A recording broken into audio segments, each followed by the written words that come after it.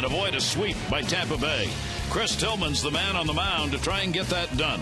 And perhaps their best opportunity, he has been their best starter of late. It is the series finale against the Rays. Oriole fans looking for a W.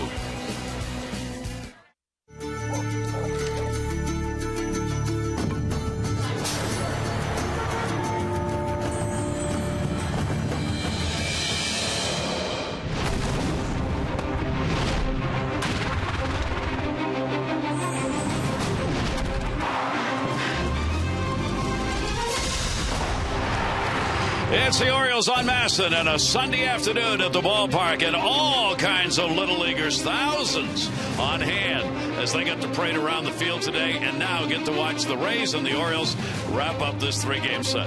Cue the kids to enter the ballpark. Doesn't get any better than that, does it?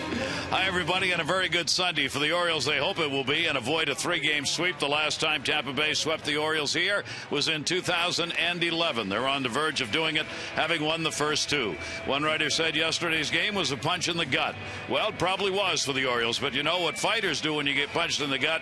You stand up even taller and throw some longer punches. We'll see if the Orioles can do it today. Here's what this highly offensive series has looked like so far. In the first two games, 12-10 loss, 17 hits allowed, season high. Runner in scoring position numbers way up. Every starter, both teams at least one hit. Yesterday, the major comeback, ninth inning Tampa Bay, 6 runs. Jim Johnson, second blown save of the season. More runner in scoring position numbers you can't believe. So the season series, it is just as offensive.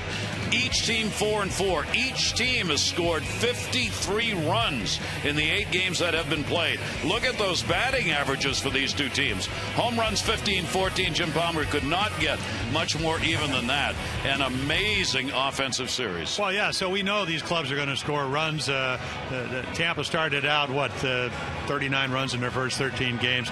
They've averaged over 5.6 runs since that. 11 in these 2 games here. So, and the Orioles have done that all year long, Gary. So, what's it come down to, pitching? Again? Yeah, one of those kind of things. You know, ran into Executive Vice President of Baseball Operations, Dan Duquette. He says, you know, it pretty much starts with your first pitcher and your last pitcher. So maybe that'll be the case today for the Orioles. We know Matt Moore, he hadn't lost yet this year, so you have a great opportunity for the Orioles to get back on track against a tough lefty. And Chris Tillman's been as good as any of the Orioles starters, better, in fact, of late. When we come back, we'll check the starting lineups, and we'll see all those kids cheering away here at Camden Yards.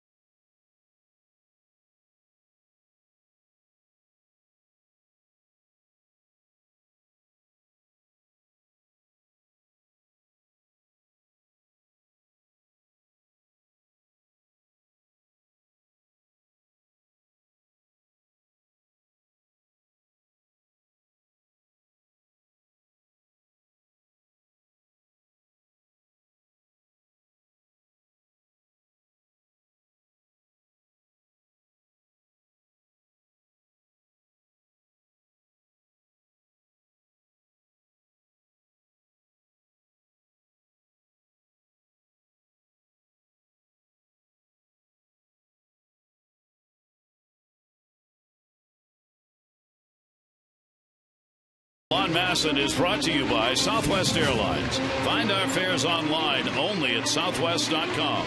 And by Hyundai. New thinking, new possibilities. Overcast skies here at Camden Yards as we get set for the Sunday afternoon game.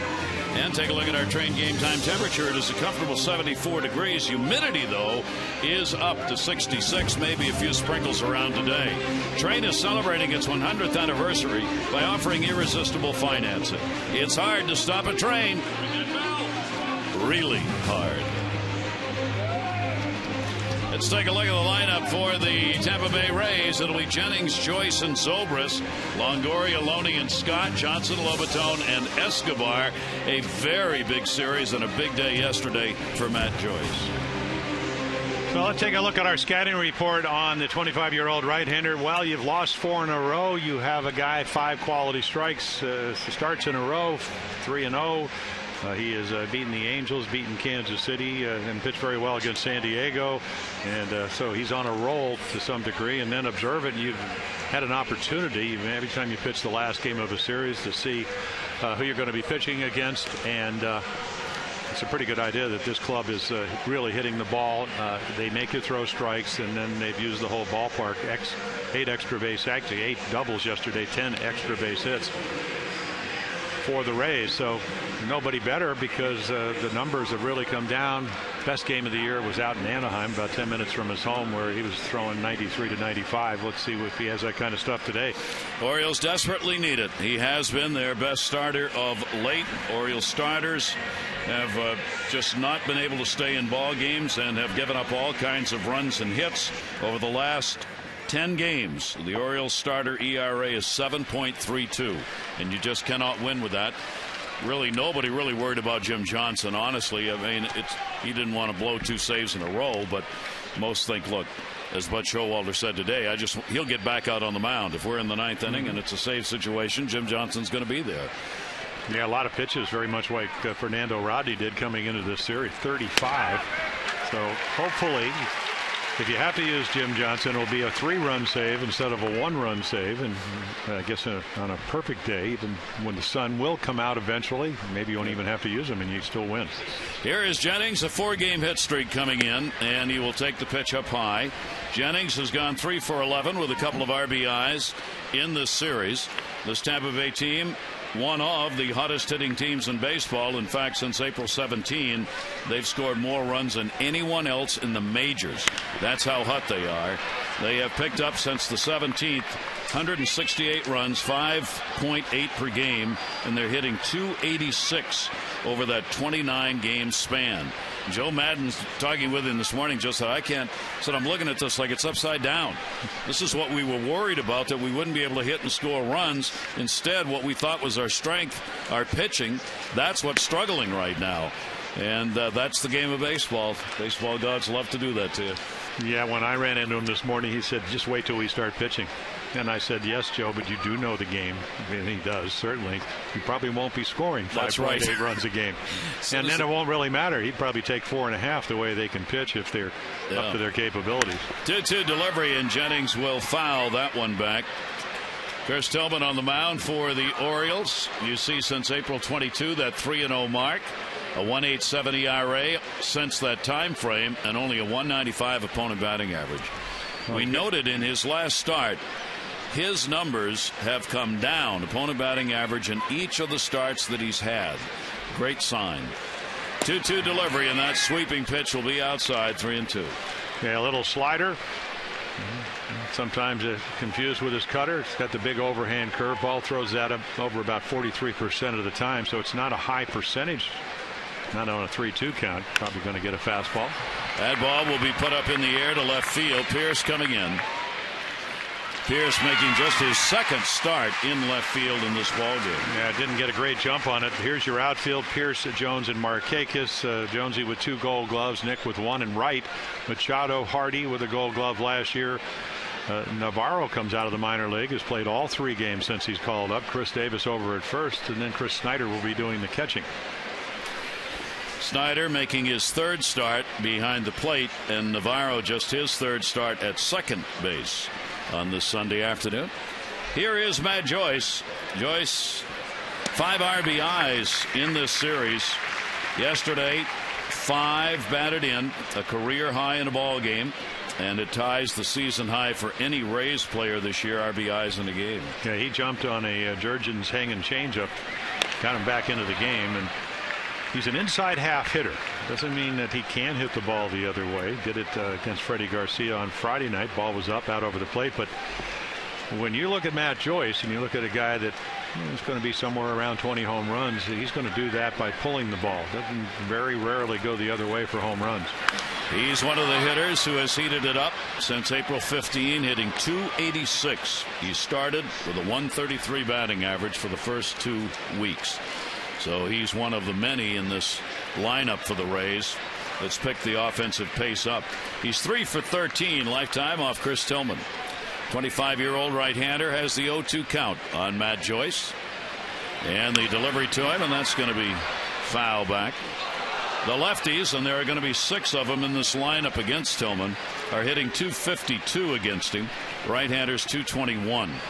And of the 6 home runs he's surrendered, 4 have been hit by left-handers this year.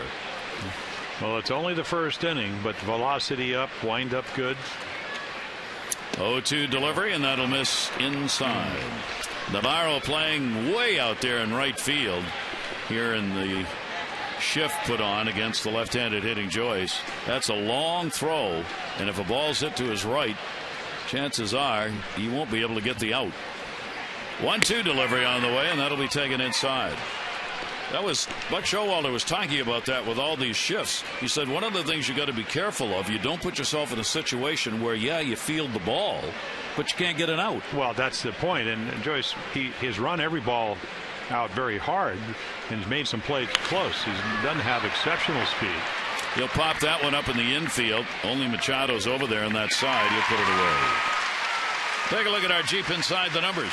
I'll take a look.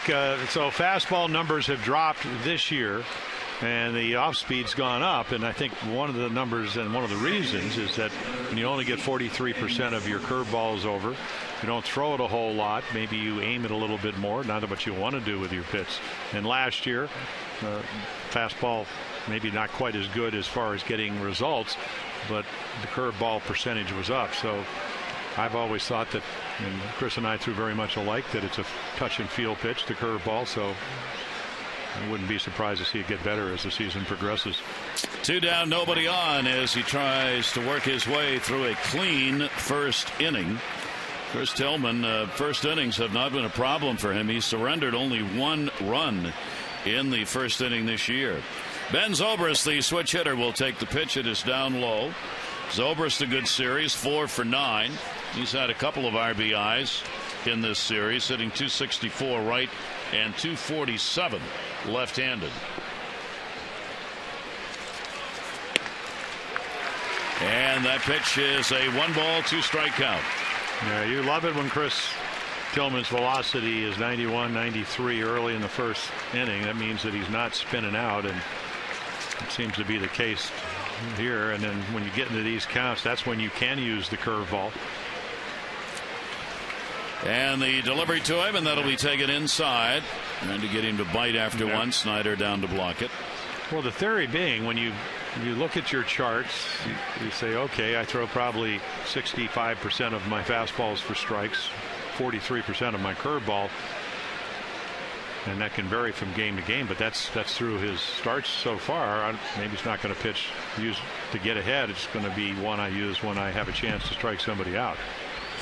And the 2-2 delivery on the way, and a ground ball towards second base. That'll be handled by Navarro, and he gets the out. Zobrist retired, and it is a clean inning to start the ball game for Tillman. A look at the lineup for the O's coming up.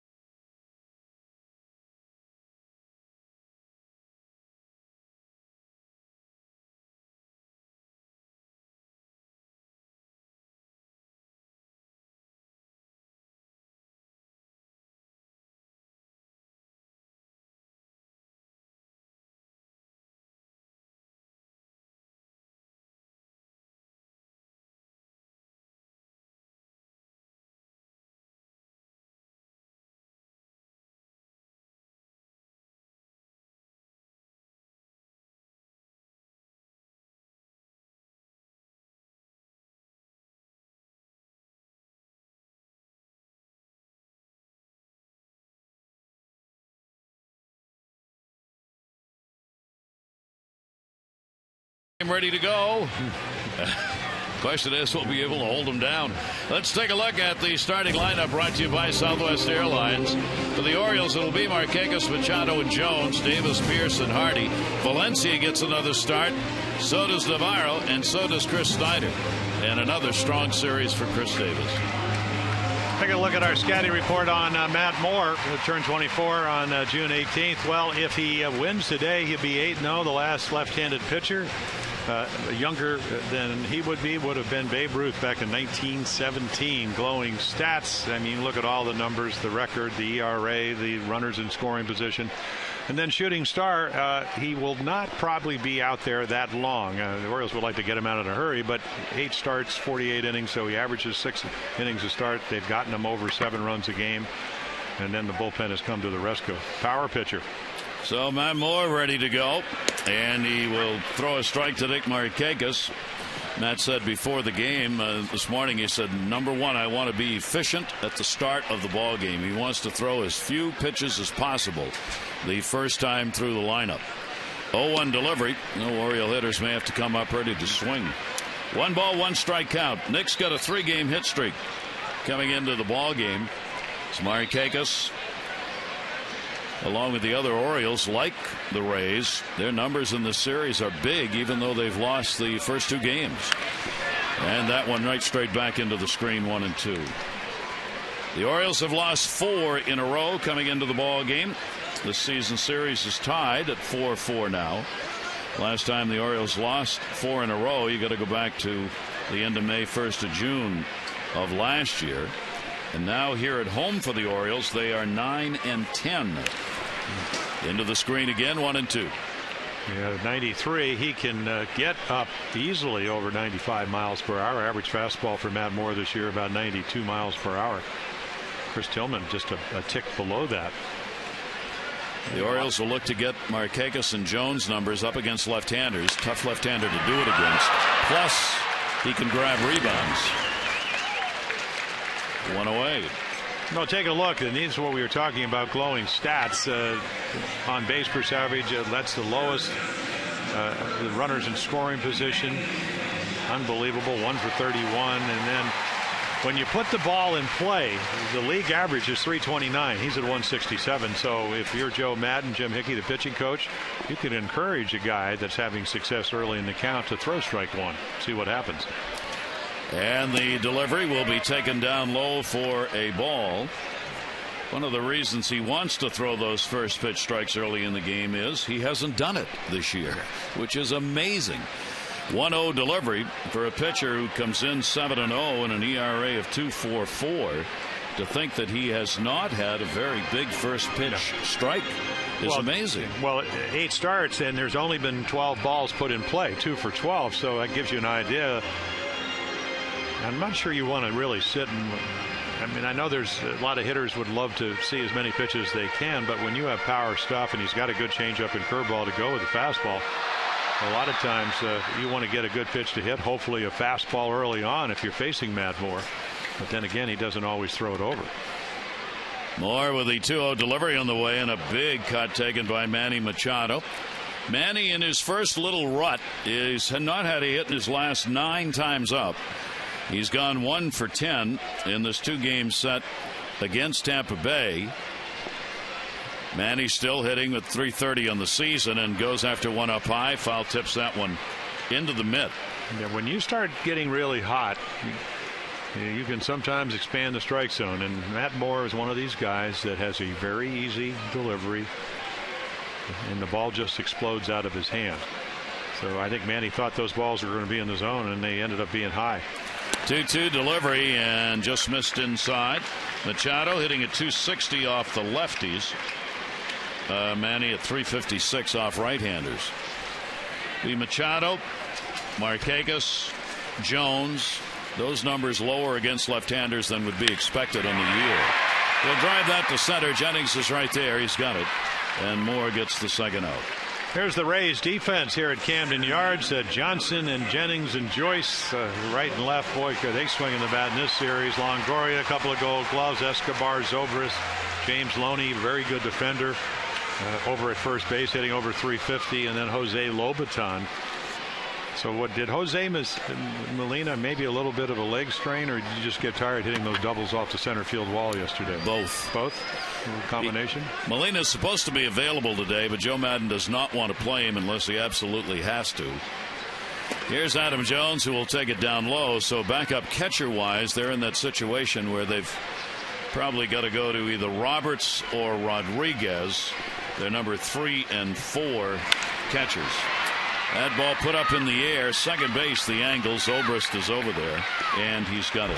So both of these pitchers start out the way they wanted, try to cool down two big offenses.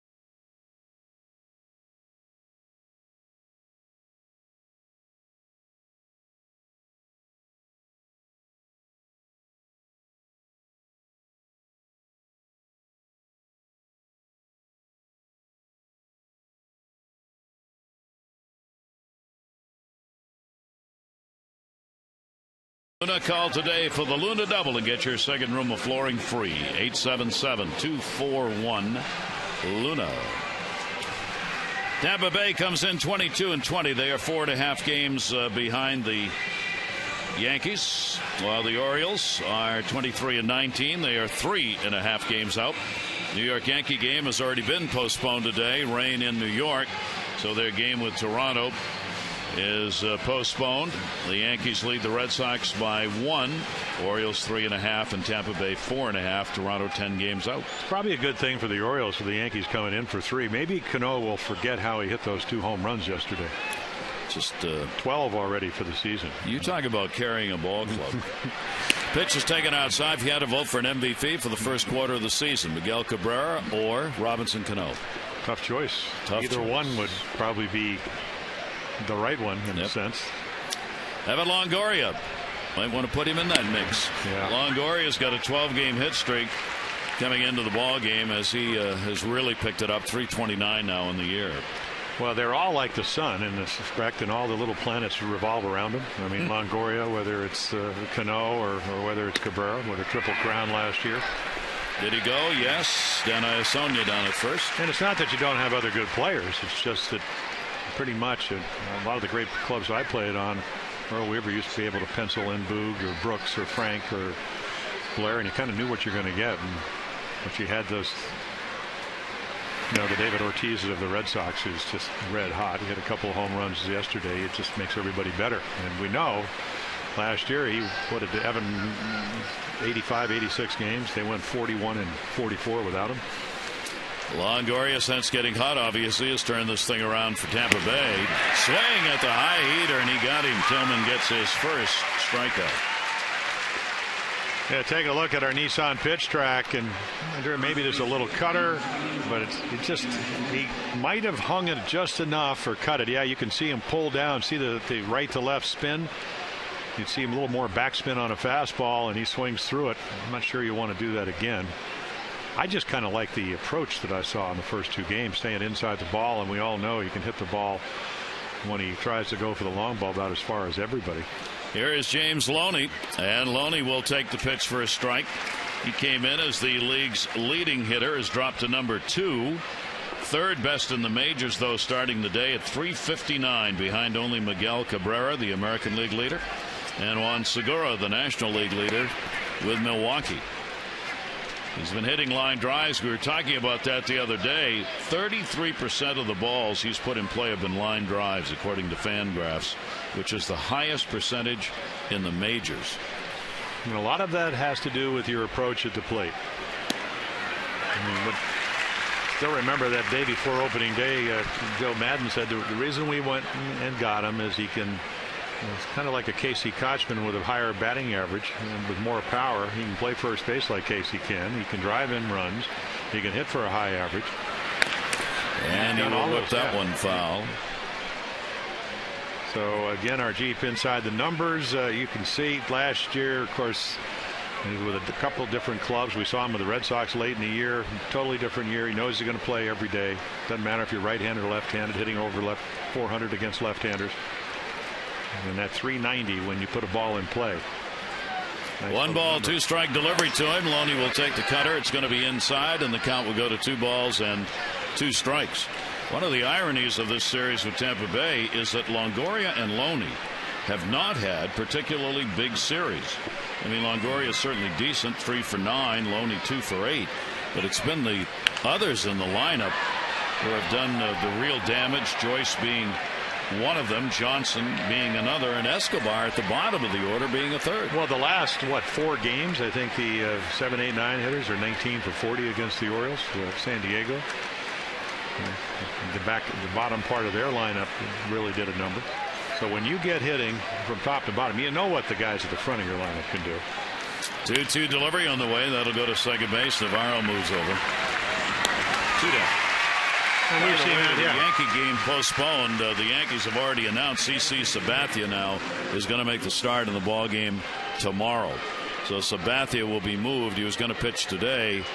They're going to start him in the game 1 of the 3-game set. Well, Phil Hughes or Nuno was supposed to come in and pitch. They didn't know if they were going to pitch Monday or Tuesday. And Hughes is coming off 2 really bad starts. I think he gave up 6 or 7 runs in a third of an inning. So maybe they'll split him and give him some extra side work. And the delivery will be taken for a strike. Apparently it's going to be CC, Hughes, and Kuroda. And Nuno's a little left-hander we saw in spring training. And he's been called up one time, pitched very well for the Yankees. Seems like everybody that gets called up, whether they're pitching or hitting, does a nice job.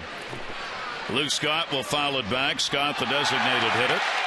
He's had a 1 for 5 and a couple of RBIs. Former Oriole getting back into their lineup after the season started on the DL. He missed 25 games with that right calf strain. And since coming back, the bat's been good. 0-2 delivery on the way, and that one will go to center field. Jones, virtually no breeze here to start the day. He hauls it in. 6 in a row retired by Tillman, the Orioles. Davis, Pierce, Hardy coming up.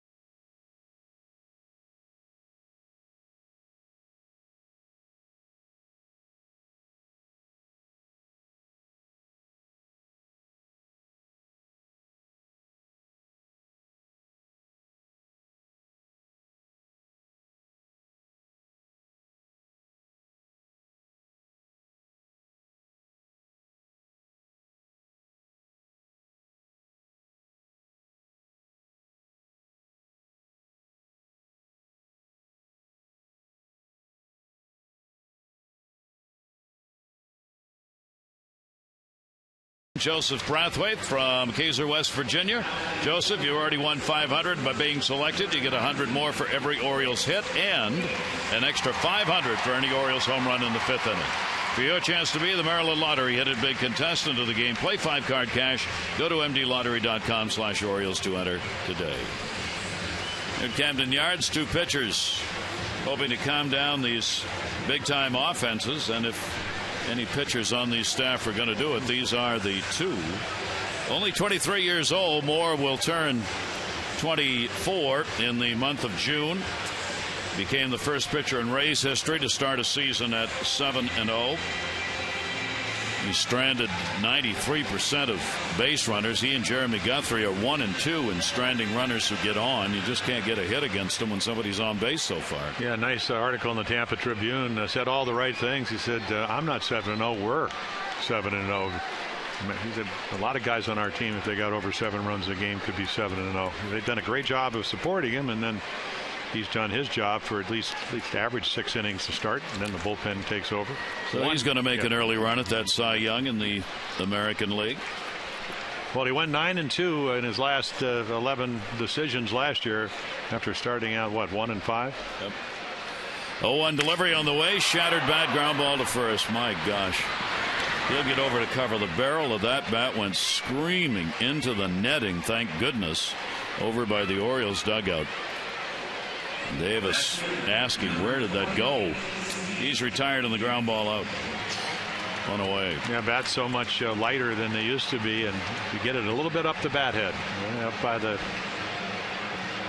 Take a look right here. So you can see it's pretty much right on the label.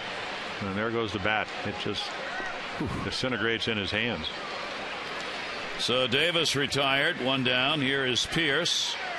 Pierce with a 2 for 8 lifetime against Moore, getting the start in left field. Pierce is hitting 192 against lefties, 294 off right-handers so far. 1-0 delivery by Moore, and that will just miss outside. Brian Knight's got the plate for this crew. Dan Iasonia at first, Mark Carlson at second, and Jerry Davis, the crew chief, down at third base. Yeah, he's got him envision Jake McGee out there. First hit of the year was a home run off Jake. Towering fly ball to left. Johnson. 2 down. Yeah, just missed it. And if you're Matt Moore, you remember that swing. You know, if you get into that zone anymore, it might go out of here. Think about Matt Moore. He does throw home runs. He's thrown a home run in his last 6 games. But overall, must be a lot of solos because his ERA was only 2.44 coming in. Well, all of his runs but one have come on homers. Yeah. He only had 1 hit off him with that runner in scoring position, as you noted. And the pitch will be taken for a strike by Hardy. JJ's got a 13-game hit streak coming in. And he's got the longest streak of the Orioles this year. Can he add to it here? No. Joyce is back, hauls it in. Each of the starters retires the first 6 that they face. Through 2, no score.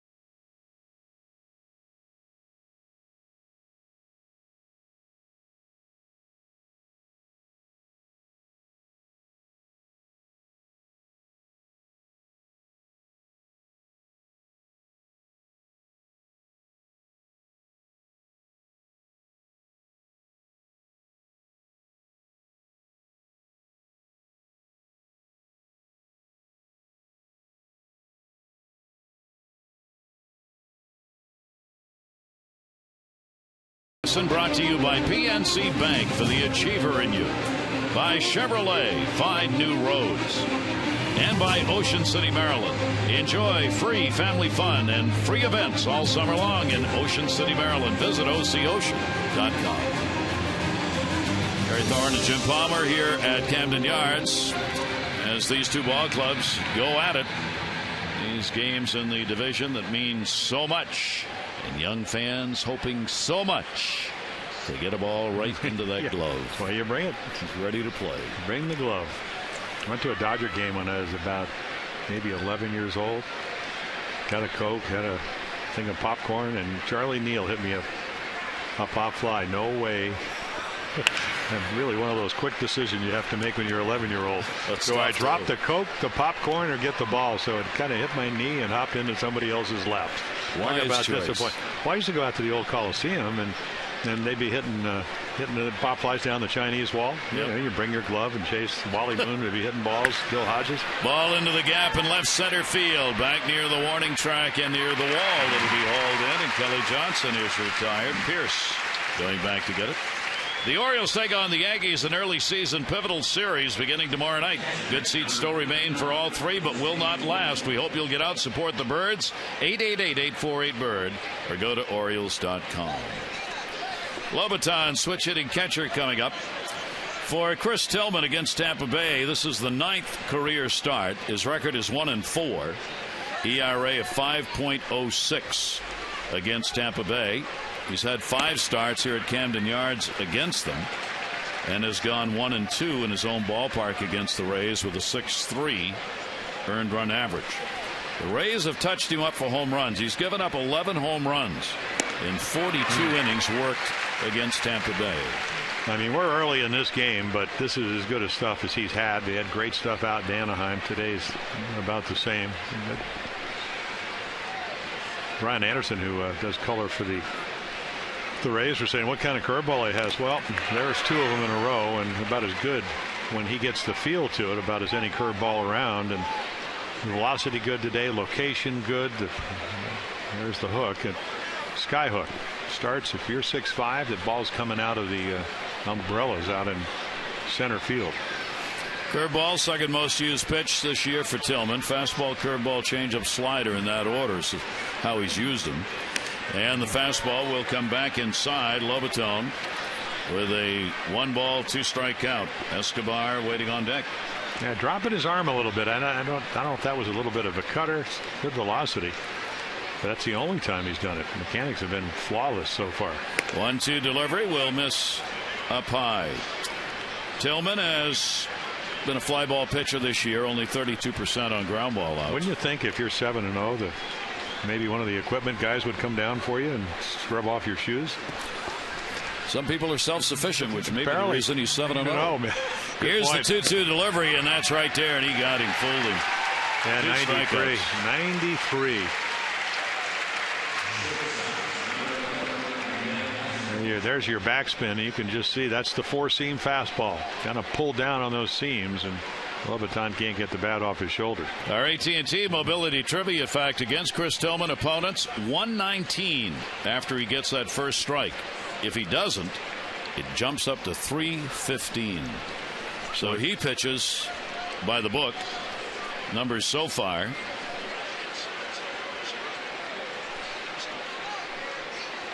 So 7 of 8 first pitch strikes, and the pitch will be taken up high for a ball. Yeah, if you can incorporate first pitch strikes with good stuff or borderline great stuff, which Chris Tillman can have, Matt Moore certainly can have it, you're going to have a lot of success. 1-0 delivery. Escobar, 7-game hit streak for Escobar, including a 4 for 8 in this series and 4 RBIs. He's raised his batting average from $175 to $225 during this hit streak, and he's hitting .308 in May. He'll take the pitch up high for a ball, and the 3-0 count from Tillman. Well, one of our keys to the game was observant. You've seen how well they swing. You've seen what happens when Oriole pitchers have gotten behind these hitters, and so you want to stay out of these 2-0, 3-0. I can't imagine he'll be swinging, but you never ever know. Just got to throw him a strike, which he's on. Yeah. First walk surrendered by Tillman will come to Escobar, and will turn the order over and bring Jennings at the top of the order back to the plate. Tillman has walked 21 in 48 innings worked this season. Gives up just under a hit per inning, hit-wise. Yeah, the walk's up a little bit on an inning per game average. Same with Matt Moore, actually. Moore can walk him, lose a little bit of the strike zone command. Desmond Jennings, leadoff batter, flied out first time up. He's 0 for 6 lifetime against Tillman. 2 down, and he'll take the strike on the outside corner. Jennings this season against the Orioles is hitting .306 on the year. He's had a couple of home runs and 6 RBIs against the O's. As these two teams 4-4 in the series, almost halfway through the game event. Yeah, you get to play these guys so often. Desmond Jennings last year with some knee problems, but one of the reasons they felt that and the fact that B.J. Upton got a ton of money to go down to Atlanta where he's been struggling, that this guy would step up. He could be a leadoff guy. He's a very good defensive player. He can steal bases.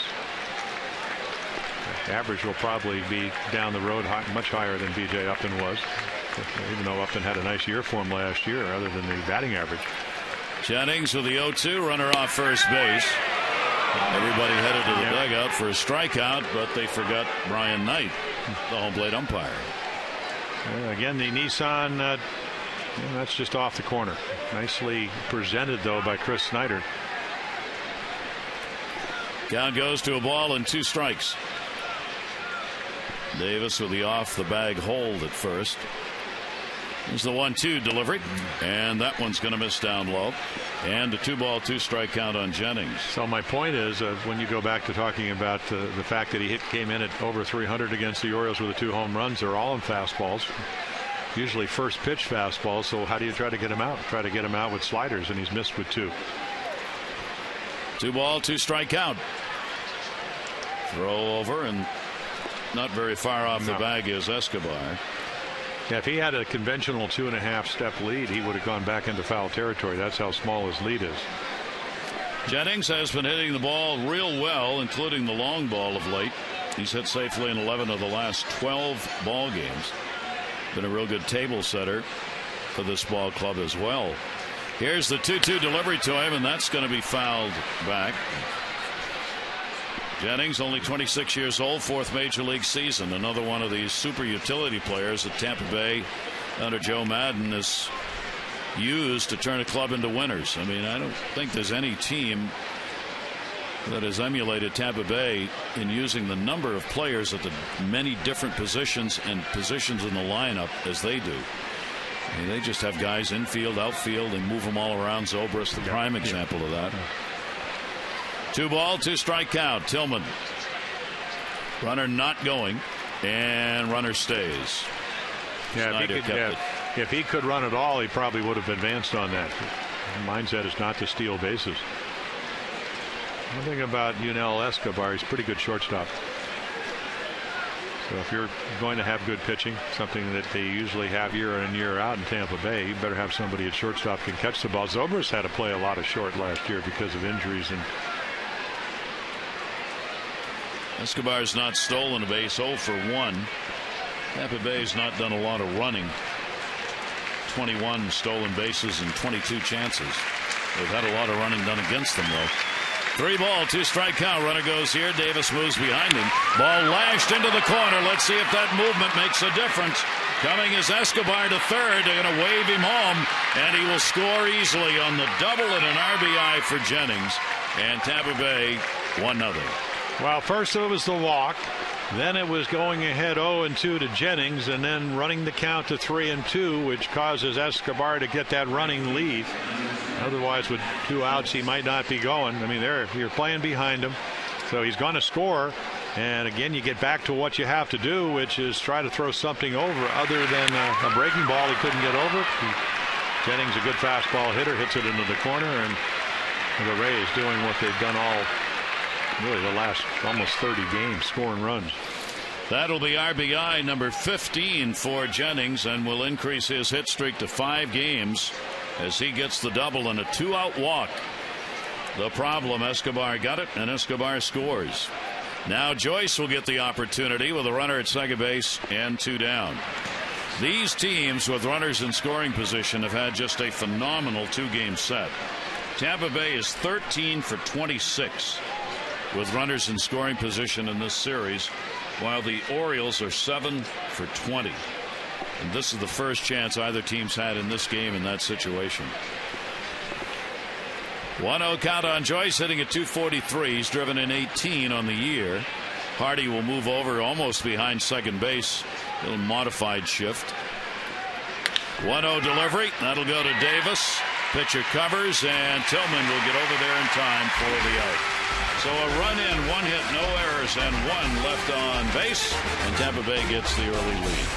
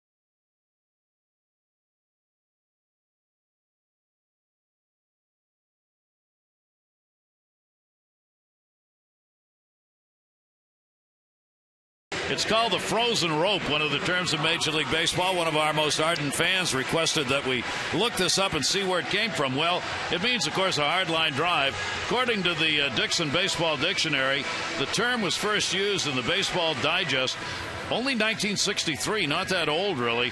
Leonard Schechter was an outstanding writer. He used the term and said you could almost see the icicles dripping off it, talking about a hard hit line drive. It also is noted it is a term used in espionage circles. A frozen rope is shorthand for a very important signal intercept. And it was a term that was used in that regard in the 1989 movie Clear and Present Danger. So there you go. Tom Clancy, one of the Oriole owners. There you go. Right, yes. Frozen rope. So there's a difference between a ball that's scorched, obviously, and a frozen rope. You could have a scorched ground ball, or no, you can, rope. but you can't have a scorched frozen rope and that have would be icicles. hard. It would melt before it came down. There you go. And an 0-1 count. I thank the fans. Since we started doing this, going with some of the terms, the fans who have written in and made suggestions on terms to use and some ideas. I mean, a lot of these, it's not clear cut where they came from, who first used it. I mean, in fact, most of them, there are 2 or 3 options you can choose from, but we go through and I try and find as many of the options as possible. 2-1 strikeout. Here's Danny Valencia. Yeah, Danny back into the big leagues, had some really good numbers. I said, so what changed? He said, well, first of all, I said, it just kind of went back to hitting like I did in high school. And he rockets that one in the air. That's deep in center field, and that's going to go right to the base of the wall. Valencia will head into second base. The Orioles' first hit, a leadoff double for the DH. And then my next question was, what kind of approach did he have? He said, well, I had 11 home runs, which we saw, and I had 6 of them to the opposite field. So look at this. Always had a lot of strength. Covers the outside corner of the plate, maybe outside middle. I had to reach for it, but over a 300 hitter, and that ball will just kind of nestle itself underneath the wall. He had 14 doubles in the 40 games played for the Tides this year. Gets called up, gets the start as the designated hitter, and delivers the two-bagger. First hit off Moore. Now Navarro is getting the start at second base. RBI opportunity. This is where Moore's given up one hit. With a runner in scoring position this year, he is 1 for 31. So I think that and you could see it with Navarro, who did get a double off the right field wall on Friday night. There are the percentage of pitches he's thrown. A lot of fastballs, which is what he usually does early, and then he'll go with the changeup and curveball. But small ball. Need to hit a ball to the right side. That ball bunted. It's a good one. Moore's going to hurry and get the out. A sacrifice for Navarro. Boy, that is a nice play. And the reason I say that is because I think I might have to defer to Evan Longoria, who's standing right next to him. He's got a better angle. He's won 2 Gold Gloves. A little pop-up is going to get it done. I mean, so you got it on a wet field. A little bit of mist. Strong throw and accurate. That'll bring Hickey, the pitching coach, out, maybe to talk about the situation and also maybe to make sure Moore's okay. Well, you get somebody throwing a ball that hard from that position as a pitcher, probably hold your breath if you're Hickey and Madden over there in the Tampa Bay dugout. Well, Felix Hernandez had to leave a game after making a throw up against the Yankees, had a lead, and then the Yankees would come back and win that ball game. And maybe just going over, we've seen what the Rays scored 22 runs, and the Orioles have scored 16 in these 2 games. So not a conventional bunt, but gets it down. There's the strong throw right on the money over to Loney. And despite all the runs these teams have scored, the infield's going to come in, and they're going to play this early on as a tight, low-scoring ball game, which, the way Tillman and Moore are pitching, is what you got to do. So Snyder gets the opportunity. Chris Snyder 1 for 5 with runners in scoring position. His third start behind the plate with Matt Wieters getting the day off today. And an 0-1 count. Infield in. Valencia at third base. And the off-speed breaking ball will miss on a 1-ball, 1-strike count. Yeah, 51 strikeouts coming in 48 innings. So Moore last year 175 strikeouts and 177, so he can be a strikeout guy. Ground ball, runner not going. Shortstop's got it. So the decision was made not to go on contact and wait until the ball had cleared. As a result, could not get the run in, and there are 2 down. And nice little changeup. You know what Chris Snyder was trying to do. Couldn't do it on the changeup that just tailed down and away. A little ground ball to shortstop. So 1 for 32 against Moore with runners in scoring position. Now, Matt, it'll be Markakis who grounded out his first time up. Markakis against the lefties coming into the ball game. Numbers a little lower than they were last season with that 246 average. That will go up because he hits lefties really well as a left-handed batter, and the pitch will be taken for a strike. And the reason for that, he hangs in with his front shoulder, not afraid to be jammed, uses the whole field. Nice little numbers there with runners in scoring position. Here's the 0-1 delivery by Moore.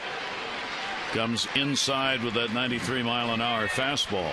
No, he could get it up, as we mentioned before, over 95. First year in the big leagues, hit 99 on a couple of occasions. 1 ball, 1 strike count. Moore comes in 7th in the league in strikeouts per 9 innings. Gets the ground ball to second base. Oberst has got it, and there you see Moore at his best. The Orioles get a leadoff double and cannot convert. It remains Tampa Bay 1 and the Orioles nothing.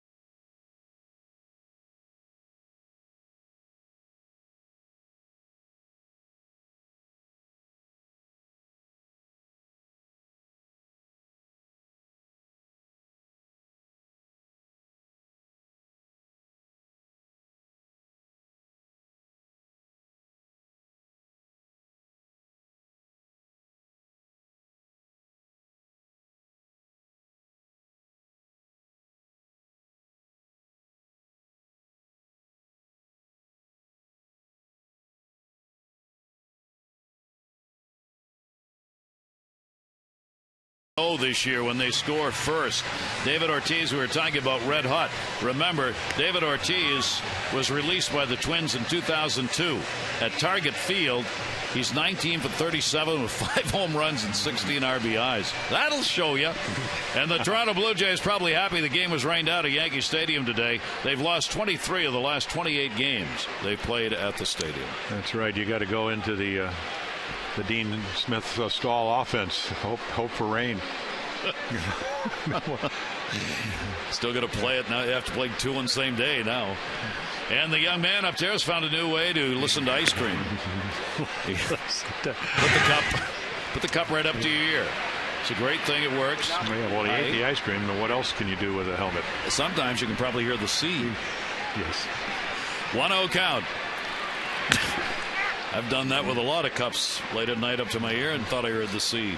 Really? 1 ball, 1 strikeout. Ben Zobrist.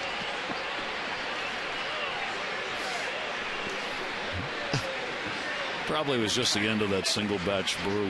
Yeah, you got to stay out of the gutters, you know. Gutters can be comforting. Here's the 1-1 delivery and a ground ball to second base. Knocked down. Navarro, no play. Yeah, he just tries to time that. As you mentioned on Friday, Gary, not playing a lot. He's made a couple of nice plays. He's not your conventional second base. The hardest play for any infielder is the ball to your backhand, because if it comes up, and you can see that ball coming up just enough, goes off the heel of his glove, and try to cut. I did a nice stutter step to try to time it rightly, but just so much harder to catch. I don't know if he could have gotten in front of it. Very slow infield here. Zobrist will get a base hit, leadoff single here in the 4th inning, and that pitch will be taken up high by Longoria. A strikeout victim his first time up.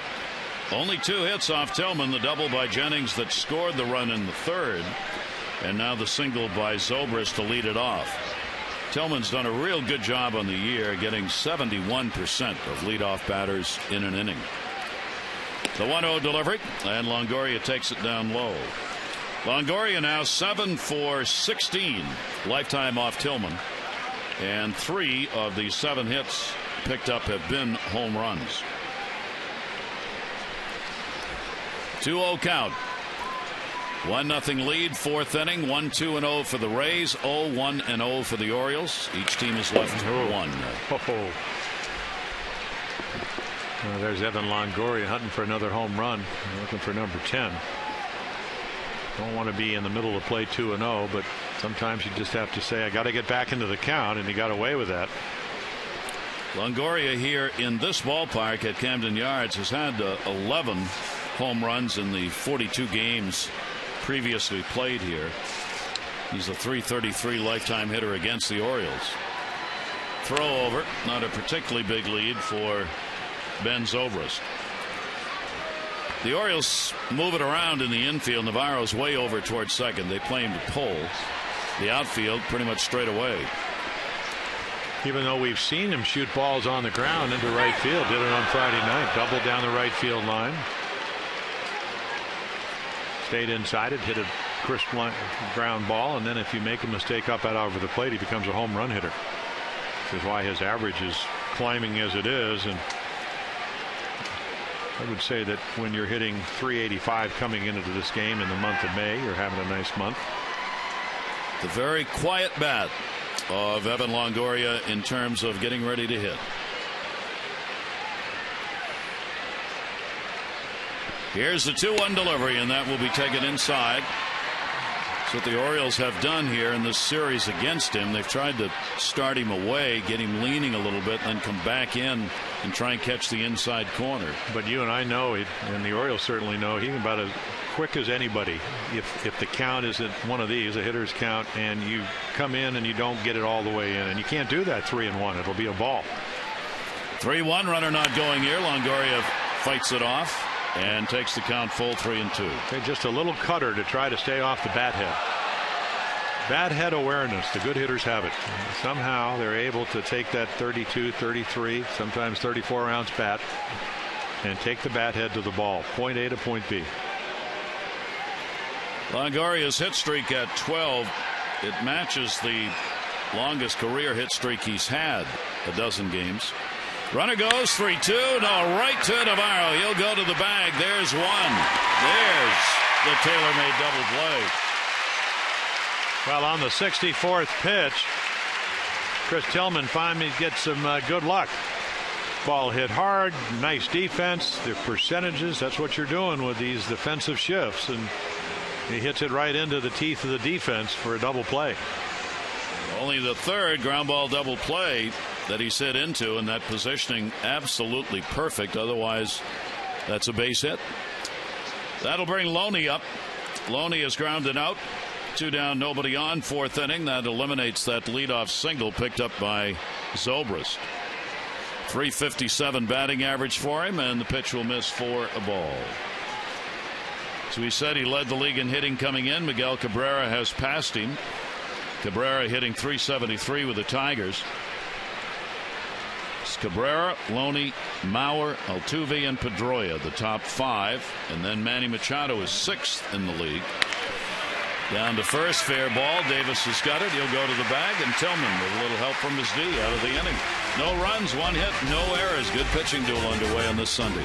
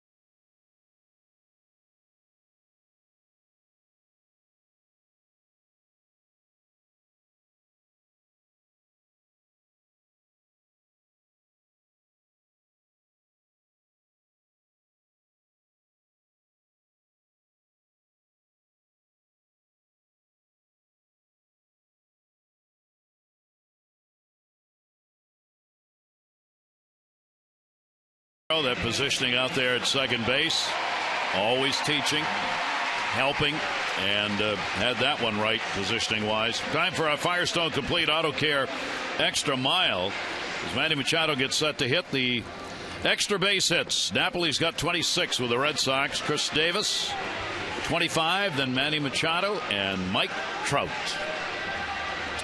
That's a nice little select group to be in. And then all the multi-hit games. What, 18 already this year? Youngest player to ever have that many this early. He's tied for, well, he's 4th in multi-hit games. Gordon, Pedroia, and Cabrera are all at 19, just 1 ahead of him in multi-hit ball games. Yeah, we got that note that only Ken Griffey Jr. Under 21 with 17 at this juncture of the season. Machado flied out his first time up, 0 for his last 10. Machado, Jones, and Davis. Left-hander Moore. Off-speed pitch in for a strike. Moore using the D behind him in this game. He has no walks, no strikeouts. He is 3rd in the league in most walks surrendered coming into this ball game. 0-1 delivery, and that'll be taken inside. For a young pitcher, he does a nice job of using all his pitches. We could see that. Chris Snyder got him to turn over on a changeup. The curveball he threw to Machado, first one he's been able to throw for a strike. But as the game progresses, he uses those pitches a little bit more. Moore here at Camden Yards against the Orioles has won 1 and lost 2. ERA of 3.86. 4 appearances here. 3 of those as a starter. 2-1 delivery on the way, and that's going to miss outside, and he falls behind 3-1. One of those games, Gary, where will it be a leadoff walk or maybe a bloop double? Anytime you get into pitching duels, it's You always talk about the importance of getting the first hitter out. Love to be able to do that. That one to the gap in right center field. And look out. It's going to fall in and go all the way to the wall. Joyce and Jennings almost with a collision. He's going to think about coming home. They're going to stop him at third base. Fans wanted that try, but Bobby Dickerson with the right call as they got the relay throw in. That's going to go as a triple for Manny Machado. Yeah, let me throw in another factor that could get you back into a game. They mess up a routine play. This ball's coming back to Joyce. And here comes Jennings. And I think Matt Joyce figures I'm not going to take one for the club. And right here he kicks it into gear. He wasn't running all the way because I think he thought they were going to catch it. See, right there it goes from being a routine out because the ball is cutting back towards him to being played into a triple. Big break for the Orioles. That is his second triple of the year.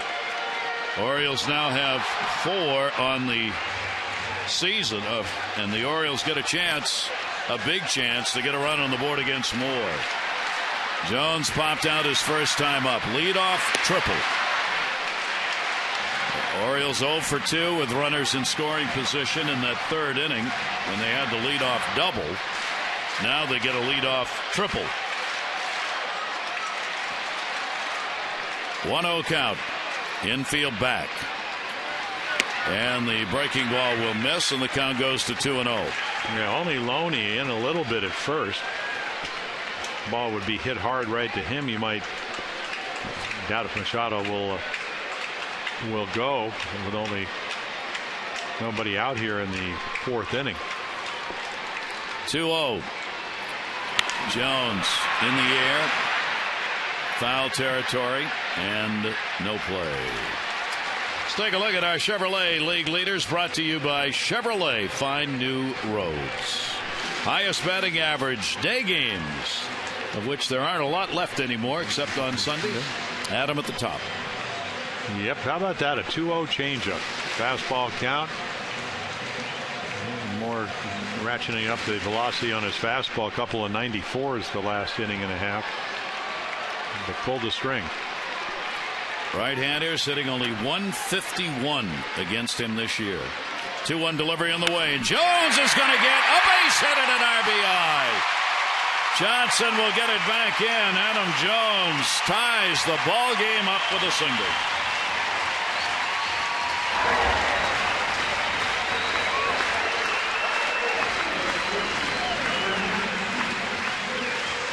Orioles are back on business. Little curveball that stays up in the zone. Boy, how many have we seen starting on Friday night between these two teams? Hittable pitches that the hitters on both the Rays and the Orioles aren't missing. And Adam smokes it back up the middle. So the ball game tied. Still nobody out as Machado will cross for the 32nd time this year. He is tied with Nate McLouth for the most runs scored for the Orioles. And the pitch is taken by Davis for a strike. So for only the second time this year in 34 chances, Moore gives up a hit with the runner in scoring position. Davis grounded out his first time up. Davis with a 2 for 8 lifetime against Moore. Jones off first. Big shift put on. Only Longoria's on the other side. You see the 40 RBIs this season, second best in the American League. He has been either 1 or 2 virtually the entire season. Miguel Cabrera starting the day for the Tigers with 42, 2 ahead of Davis. 0-1 off his bat, foul. Somehow the ball found the bat. Yeah. Chris was saying he had the one adjustment I'd like to do against lefties is have a little bit better idea of the strike zone in. And he got jammed the first time, and this ball at 93 just gets the bat. And that's not always easy to do. I think the one, and we've seen him make such great adjustments at the plate. Use the whole field. One of his strengths coming up. Look at the numbers already. 4 home runs and over 400 against the Rays. And Moore will miss outside with it. The ball and 2 strikes. Chris is hitting .265 off left-handers, .351 off righties. He's had 4 of his 12 home runs against left-handed pitchers. continues tied for the American League lead in homers with Mark Reynolds, Robinson Cano, and Edwin Encarnacion, and that time he got him. Yeah, up the ladder. Just a little extra on your Nissan pitch track. Stair step them up the stairs, up the ladder, whatever you want to call it. So Davis goes down swinging. Moore gets the K. Orioles have a run in here in the fourth, and that'll bring up Steve Pearce. Pearce flied out his first time up. Jones still over there at first base. Against Moore this season, only one stolen base attempt, 1 for 1. Lobaton has thrown out only 1 of 17 trying to steal. Yeah, you look at the catcher and then you look at the low number and you figure, well, that might have something to do with the run support. When you're getting over 7, that means he usually has the lead, the other team's behind, and you don't steal as many bases. Off-speed pitch will miss. Tampa Bay Rays have surrendered 37 stolen bases. You compare that with the Orioles, who have surrendered 9. Well, Adams 5 for 5, and only Nate McLouth with more, 13 out of 14 for the Orioles. That ball chopped foul by Pearce. With Nolan Reimold on the DL, that left field position again with that McLouth playing against the right-handers. It's open, and Pearce, see whether or not he gets playing time out there. It's only the second start he has made in left field this season. Orioles still trying to figure out second base. Ryan Flaherty, of course, sent down. They've got Casilla and Navarro. Runner goes. Here's the throw. Nowhere near in time. Go on the first move, and if you don't have a strong arm, and I'm not even sure if you had the best arm in baseball behind the plate, if you're going to throw anybody out, first move, your leg goes up, and Adam Jones just reads it well. 6 out of 6. Not a bad throw. It's just no chance to throw him out. So the Orioles, another stolen base. Orioles now as a team have 32 stolen bases in 40 attempts. And there he goes to third. Swung on and missed, and no play. Moore just didn't pay attention. He didn't think he would take off, and Jones saw that, and away he went. Well, why not? I mean, this is what the Rays used to do to everybody. They'd run you into the ground. You know, they had Upton, they had Carl Crawford. It was like a track team. How else do you beat Matt Moore? Nobody else has done it. You can hit a home run every once in a while. We've hit one in every one of his last 6 games, but the little things, take advantage of them, and Adam does. Now the infield is going to move in. Only 1 down. 2-ball, 2-strike count. Ball game tied at 1. Moore's delivery, and Pearce will foul it back, and it'll stay 2-2. So just missed a home run the first time, did Steve Pearce. Really good swing on that fastball. Nice little numbers. Not a lot of at bats with runners in scoring position, but very productive.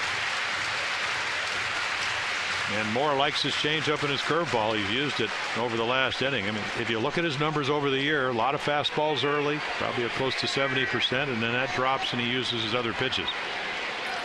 2-ball, 2-strike count. Infield in. Pearce puts it up in the air. It is not deep. Maybe hard to get to. Johnson coming. No tag at third base.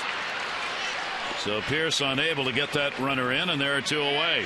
Celebrate summer at Oriole Park by picking up the new Birdland Summer 6-pack. You get a ticket to 6 games of your choice, including 2 against the Yankees or Red Sox, all for one low price. You pay non-prime prices for prime games. So lock in the seats now for the best games and promotions of the summer and enjoy major savings over single game prices. 888-848-BIRD or Orioles.com. So Hardy up. He flied out his first time up. J.J. Hardy with a runner at third base, 2 down. The infield will back up, and Hardy will take the pitch. Lobaton going down to block it. Take a look at what's going on. Our Jeep Inside the Numbers over the last 13 games. Loves and always has loved to hit the fastballs. Early on this year, he was hitting a lot of breaking balls, but the fastball numbers were not down. Pull hitter. We saw that yesterday. Hit a home run off of Hernandez. 2-0 fastball, belted it to left field. JJ only 220 with runners in scoring position. Will take the pitch for a strike. Kept that one low and away. And a 1-ball 1-strike count. Hardy a 3 for 15 against Moore. And one of those 3 hits a home run. He's got Jones on at third. Tie game, 2 down. 1-1. Hardy chases one. That's a very long ladder. 1 and 2. Yes, it is. If you're on an elevator, you just went to the penthouse. High rent up there, especially if you can't make contact. That was a zoom ball. 93, a little extra. 1-ball 2-strike count. Orioles RBI by Jones after the Machado triple has tied the game up in the inning. Now the Orioles trying to get the lead. 1-2 delivery to Hardy, and inside, and a good stop made by Lobaton. That may have hurt him a little bit. It's a dangerous situation, and managers hate being in it when you have only really one catcher. Molina came out of the game yesterday with that hammy strain, muscle strain. Could play, but they do not want to use him. Yeah, that's a nice little play. That ball looked like it hit a footprint or something and kicked back straight left, and Jose able to get in front of him. There's the other Jose Molina. That saved him a run. 2-ball 2-strike count. Hardy will take that one way up high, not where Moore wanted that to go, and it's 3 and 2. Yeah, I'm taking a look at Adam Jones and I'm saying, oh, this could be Jackie Robinson. Is he going to steal home? He already stole second, stole third, but not getting that big a lead. Longoria waved behind him. You can see Evan. He'd get 3-ball 2-strike delivery. Hardy puts it up in the air, left center field. Johnson and Jennings, center fielder Jennings, he'll put it away. So the Orioles will get a run on 2 hits, no errors. They leave one on, and this ball game is now tied 1 apiece.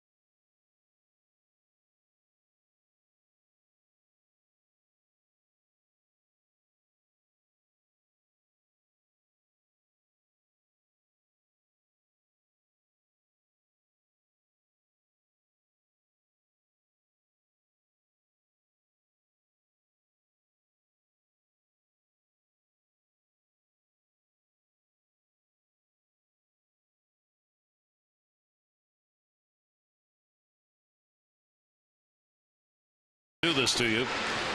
Mom's very happy about it, though, because she could be home having this happen. Wash him down with donuts, too. Rather be at the ballpark. Yeah. The Orioles coming into the ballgame trying to avoid a sweep, Jim, and you just try and recover from a real tough loss yesterday. I mean, you're going to have those in the course of a year, but you'll like to get back out and have this kind of game. Well, you had 2 of those. You had 2 chances for Jimmy Johnson, who had 35 in a row as the Oriole closer.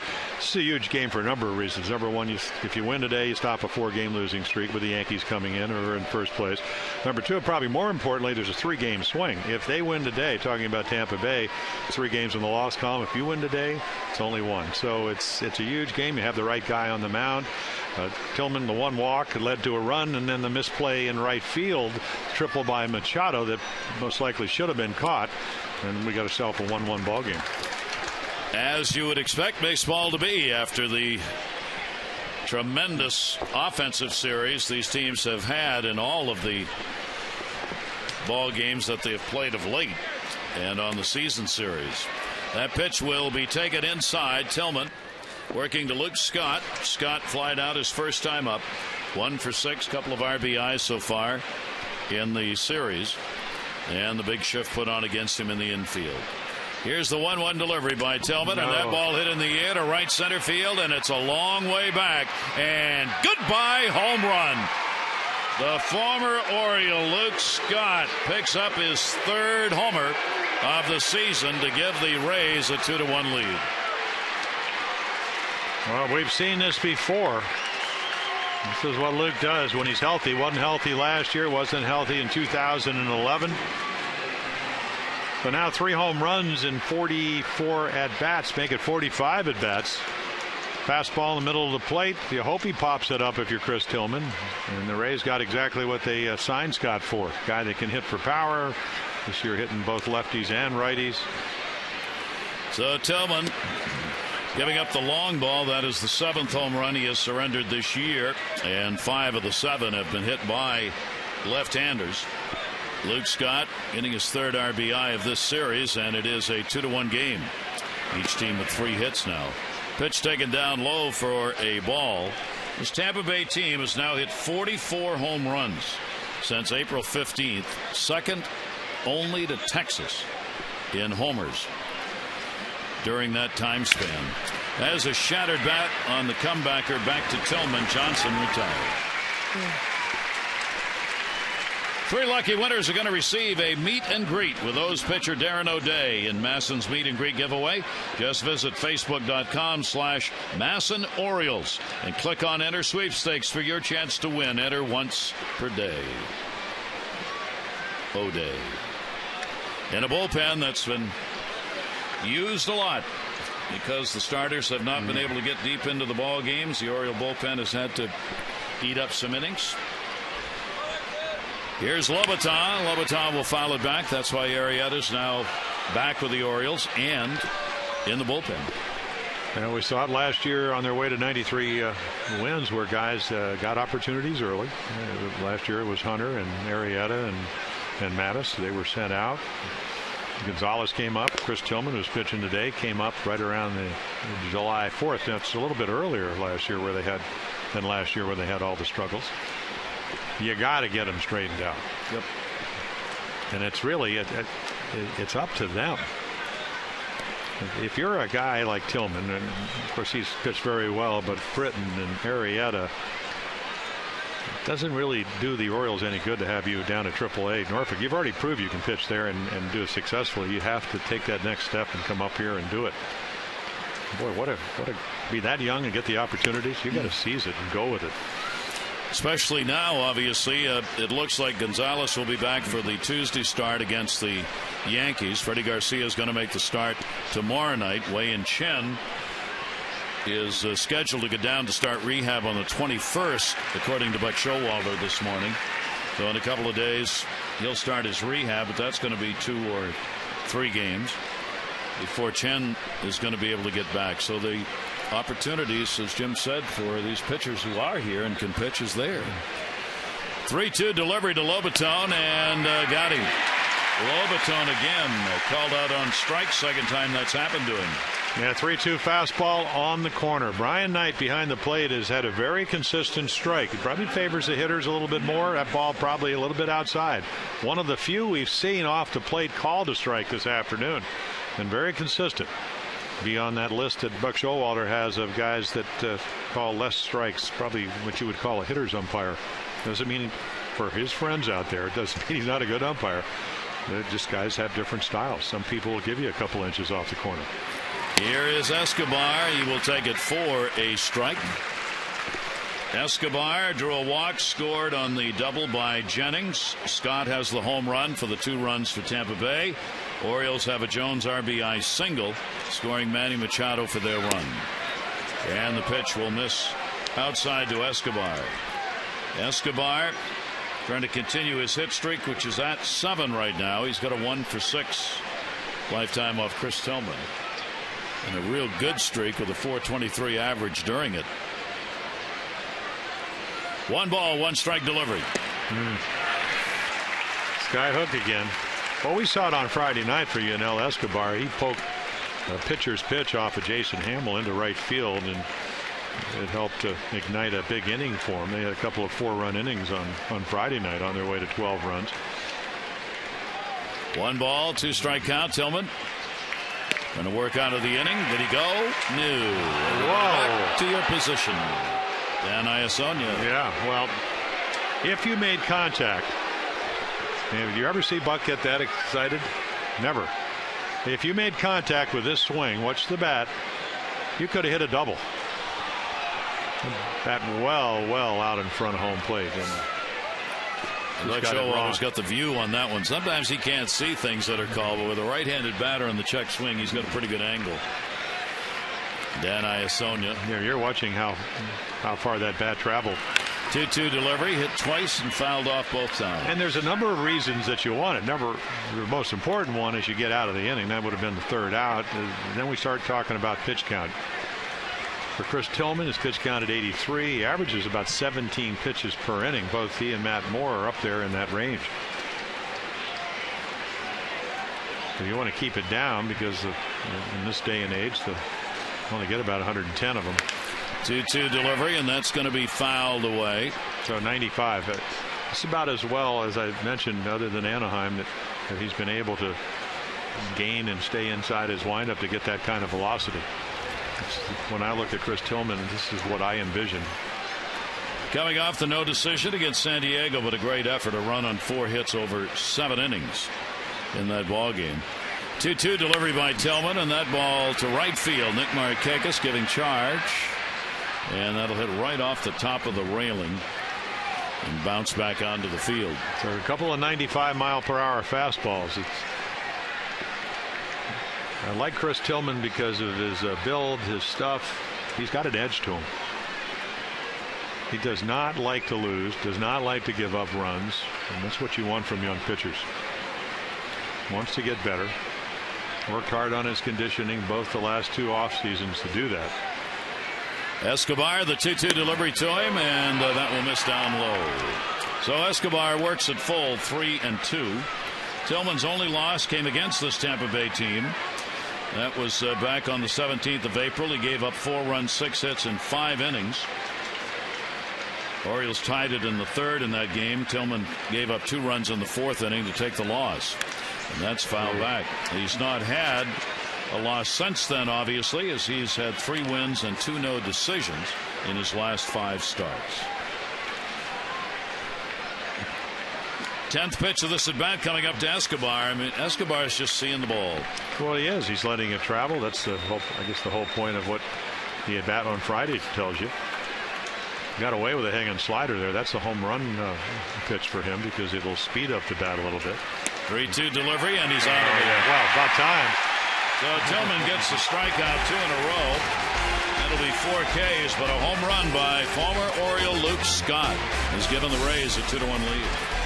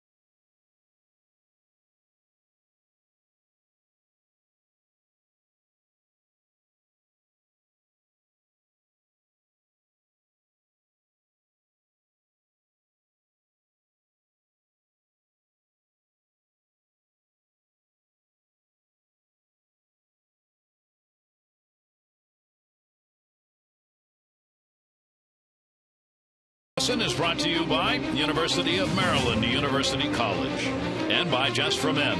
Just for Men Auto Stop, the foolproof way to get rid of gray. Gary Thorne and Chip Palmer here at Camden Yards on this Sunday afternoon. Great to have you with us on WJZ, as well as all the folks on Masson HD. Good crowd on hand for this Sunday, and the Orioles trying to avoid being swept by this Rays team. The Rays have won 8 of their last 10, and amazingly, all 8 wins they've come from behind to win. That's how good the offense has been late in ball games. Yeah, bullpen struggled, and the offense coming to the rescue. And the Rays called up Jeff Beliveau today from TBA Durham. Left-hander Alex Torres was shipped down. Beliveau, a left-hander, 26 years old, appeared with the Cubs in games last year. Should have played for the Canadiens. Here is Valencia, who will take the pitch. He doubled, led off with a double in the 3rd inning, and was stranded. 2-3-0 for the Rays, 1-3-0 for the Orioles. 2 left on by the O's and only 1 by the Rays. There's Chris Tillman and Moore putting on a show here pitching-wise. Yeah, Moore really should have a shutout. All they had to do is catch that ball. Orioles needed the misplay, and Machado was credited with a triple. 0-2 breaking ball will miss inside. Valencia is going to get to play some 3rd, 1st, and can play in the outfield. Buck Showalter said this morning. Buck said he will not play second base. So this is not another second baseman. 1 ball, 2 strike count. And that pitch just misses. Yeah, 1 year Earl Weaver for more offense. He moved Eddie Murray to 3rd, Doug DeCinces from 3rd to 2nd, and Andre Morrison left. Mora couldn't play left. Murray couldn't play 3rd. DeCinces couldn't play 2nd. But Earl was smart enough to know after 3 games that was the case, so he moved him back. The sound this morning from the skipper, Buck Showalter, was that Danny Valencia's time may be limited here. Yeah. He's going to work as a DH, try and give a little pop with the left-handers. And now with CC Sabathia pitching in the ballgame for the Yankees tomorrow. Not scheduled to do so, but Valencia may get another chance. A shattered bat again down to 3rd. Play by Longoria. He lets the bat go by and then makes the play. 1 away. Time for our 5th inning home run bonus for this inning only. Today's Maryland Lottery hit a big contestant of the game gets $500 for any Orioles home run. And Joseph Brathwaite has already won $800 today. For your chance to be the Maryland Lottery hit a big contestant of the game, play 5-card cash. Go to mdlottery.com/Orioles to enter today. Yeah, Sabathia, different cast of characters, but 17-4 lifetime against the Orioles. So you can maybe look at all different little nooks and crannies for help. And that pitch is going to be taken inside. Leviton wants to go out and talk about it. Navarro getting his chance at second base. Beautiful sacrifice, first time up.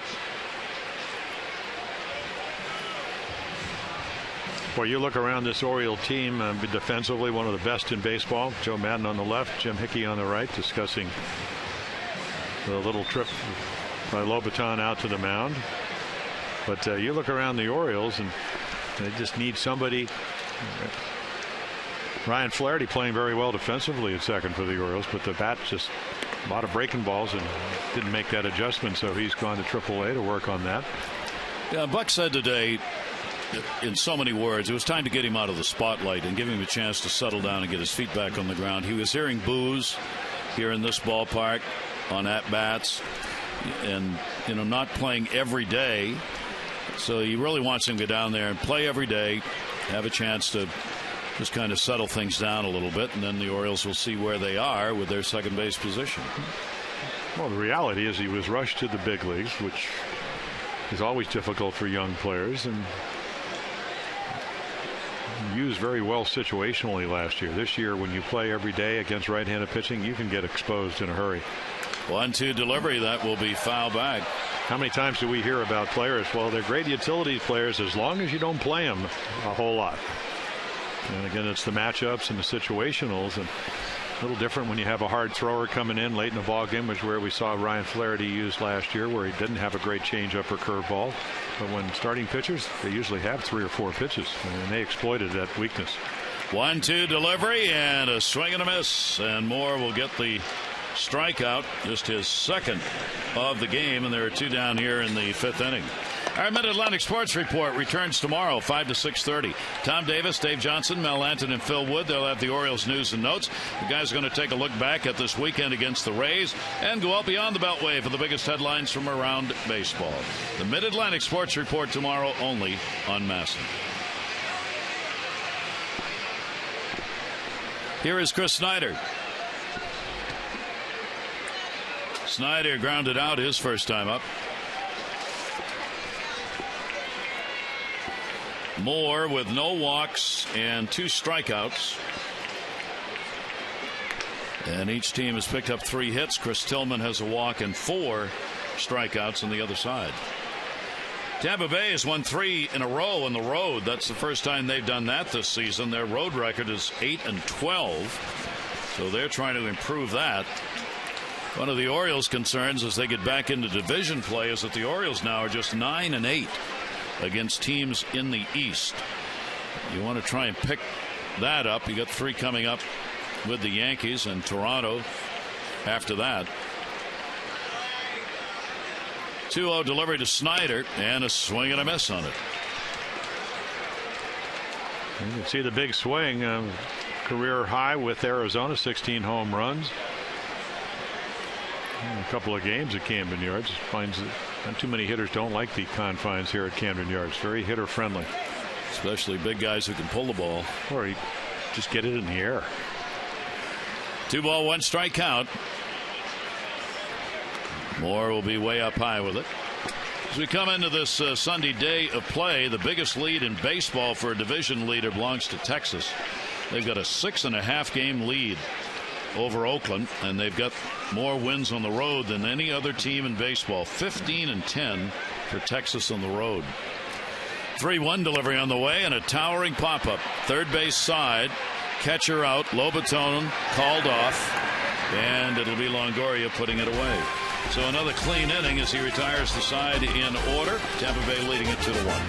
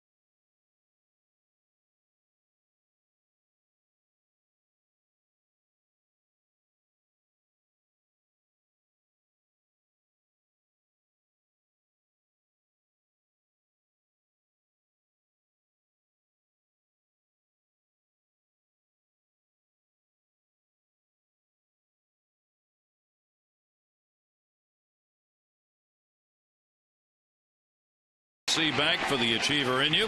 One of the bright lights on the horizon. Oh, is he ever. I talked to Rick Peterson, minor league pitching coordinator. Happened to see him pitch. He said very impressive, made some nice adjustments. Slider that pitched the third pitch to go along with the power changeup and 93 to 97 mile per hour fastball. He said that's coming along.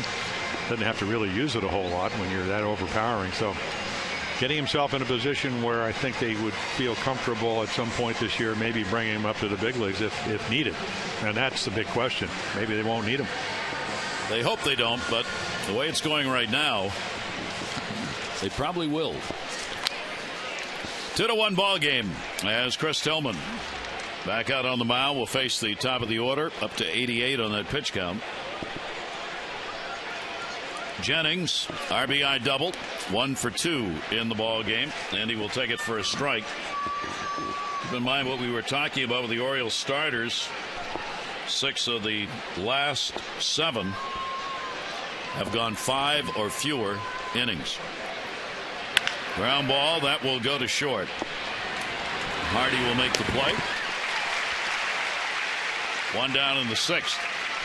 Voting for the All-Star games underway. You can go to Orioles.com/vote-orange. Vote up to 35 times. If you vote at least 25, all fans will get a voucher for $10 off any box, 5 any reserved for one of the games against the Astros at the end of July. And one lucky fan who votes 35 times is going to get that All-Star jersey autographed by the Orioles All-Stars. So vote early, vote often, and vote orange. Just go to Orioles.com/vote-orange today. All-Star game in New York at the home of the Mets, Citi Field. Foul back into the screen.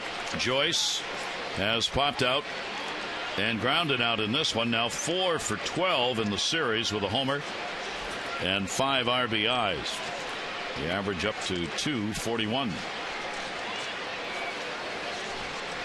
0-1 count with a big infield shift on. And the pitch is inside for a ball. 1-1 from Tillman. Against Eastern Division opponents, the Yankees and Boston so far have done best. Yankees 12-6, Red Sox 13-8. That'll be foul back.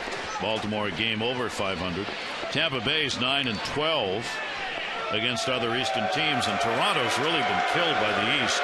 They've won 8 and lost 17.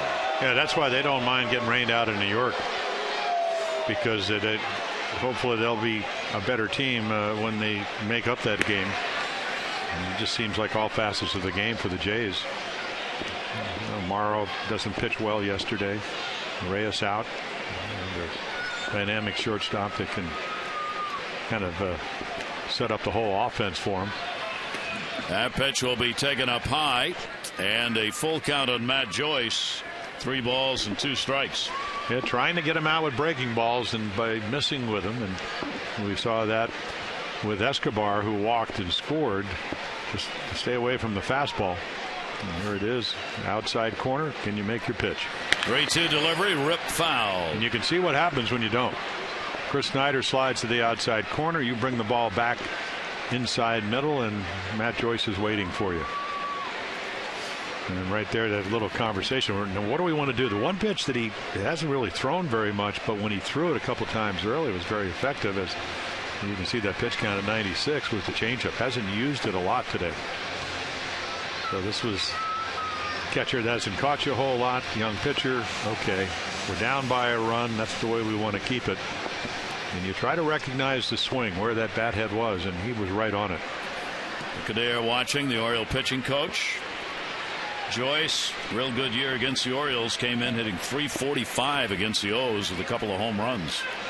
3-2 delivery, and he may add another one deep to right field, and it's foul.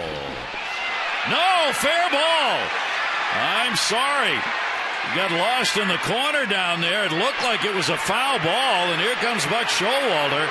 Standing on the line was Dan Iasonia, the first base umpire. And he signaled fair. Well, I can't imagine that ball is going to be fair, because it went over the corner of the stands, which is about 5 feet foul, and the ball was hooking. Iasonia has agreed to go to the other umpires. The only one who could help here seemingly would be the home plate umpire, Brian Knight. Joe Madden's out on the field too. I mean, there is no way a ball like that. I mean, they're saying it was a home run. It's the only reason Madden could be out there.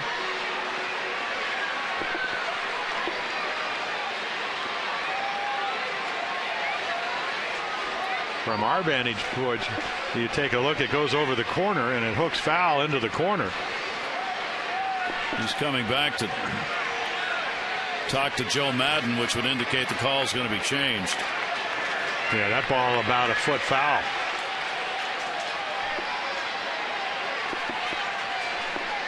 See, the ball is hooking when you have a left-hander. It kind of like snapping one off the tee. So you could see very close to being fair, but it's closer than I thought. It's foul. The ball's about 6 inches foul. There's your foul line. Yeah, it's foul ball. Oh, maybe Yeah, it might have hit the. Oh, you're right. If that hit that's a home run.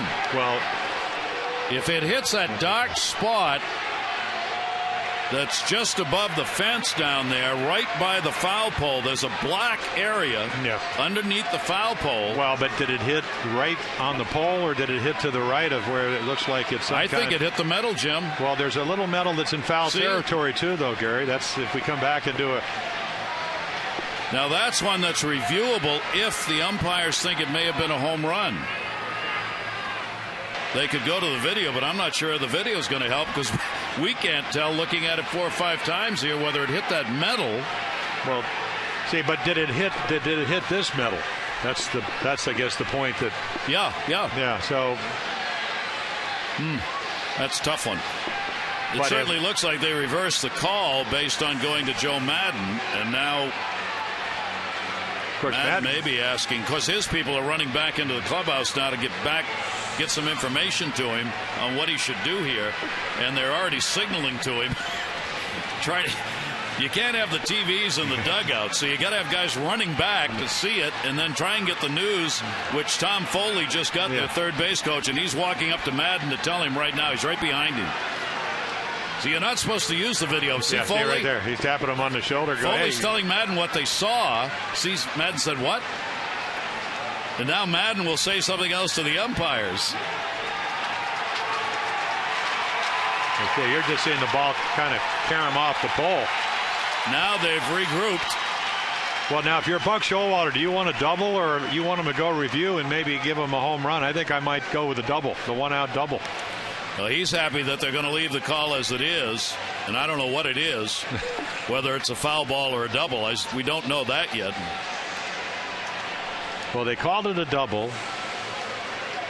If they change it, could they change it? That's a bad angle right there. You can't tell anything from that angle. Yeah. See, that's what Nick's saying, that it just missed. Well, he's looking right up at it, but somewhat biased by the uniform he's wearing. So Madden now knows whatever it is his coaches saw on the video replay that they went back to look at. Long delay, though, for Tillman. So hooking line drive. It's that ricochet right there. What did it hit to ricochet? And if it hit that piece of metal, was it the part of the metal that was in foul territory? And I think that's what Nick's alluding to. He thought it was up.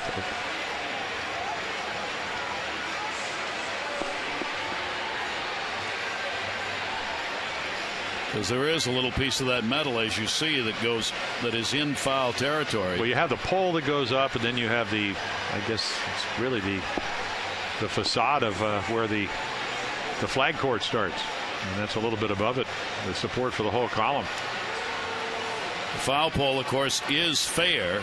It's misnomered always. You would almost think, though, that they would bring that yellow all the way down to the other yellow line, so maybe you could discern between black and yellow. Well, you got 2-on-2 matchups now. You got 2 umpires talking to Buck Showalter and 2 talking to Joe Madden.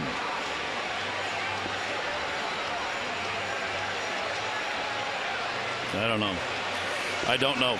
And I think if you went back, maybe there are other angles to look at. But remember even if they go to the video, the call on the field can only be overruled if it's conclusive from the video that the call was wrong. So Buck, it's almost a no-win situation for him, because if they go back and look at it, it could be called a home run. And they're not going to call it. I don't think they're going to call it a foul ball. I think it's either going to be a double or a home run. I think you're right, Jim. I think Joe's just arguing, why don't you guys go in there and maybe see? And you would have thought that's the case. But I think because Ayosanya called a double, it's not a home run reviewable play. That's the only thing I can think of. Well, it is reviewable. The question whether or not a ball left the park or not is reviewable. And they are going to go back and look. So 3 go, 1 stays out. So you might even be called a home run now. There is that chance. So the issue now is whether or not fair or foul, but whether or not it was a home run. Even though it may have been foul.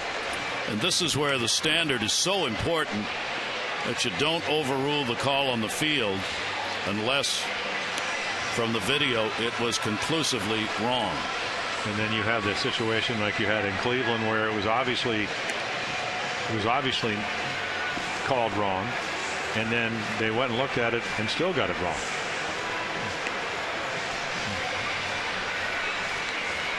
Tell you one thing with Chris Tillman, this is a long delay. Yes.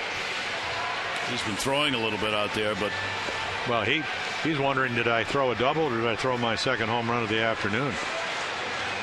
Because they could come back and change it.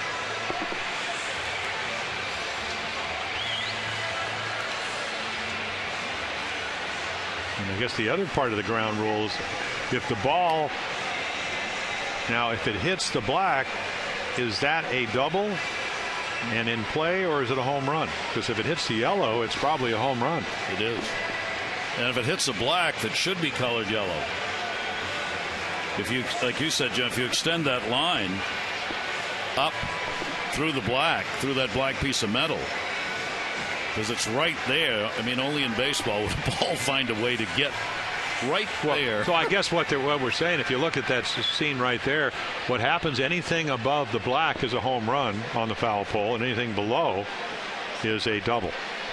But there is a support to the right of that little pole that comes down that's painted black. I think that's what Nick Markakis thought the ball hit. And it's down just above the green wall. And you can see from the time it's taken the umpires in the video replay room, it's not obvious.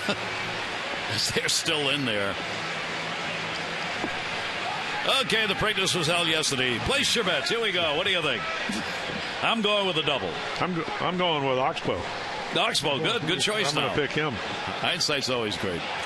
Here they come back out, and it's a home run. How about that? No. They have given him a home run on review. But it can't be a home run. Well, it can be because he's just scored. But the ball never hit the yellow. But, Jim, it doesn't have to. There's that section of metal out there. You can draw a yellow line up through it, and if it hits that yellow line or to the left of it, it's a home run. Well, I understand. It's above the fence. But if we came across, Gary, if we came across right here, anything below here is only a double. And that's what, so I think they got the call wrong because the ground rules. It didn't hit the yellow, it hit the black. So you go out and argue it, and it costs you 2 bases and a run. So the home run will make it a 3-1 ball game. And that will be Joyce, who is having such a great series, his 8th home run and his 19th RBI. And a ball to second base off the bat of Ben Zobrist. So Tillman comes right back and is able to record the out. And there are 2 down. So a long delay for the review. McFarland up in the bullpen as Tillman closes in on 100 pitches. And the second home run surrendered in the game. Scott and Joyce have the homers. Longoria 0 for 2. And he will take the pitch for a strike.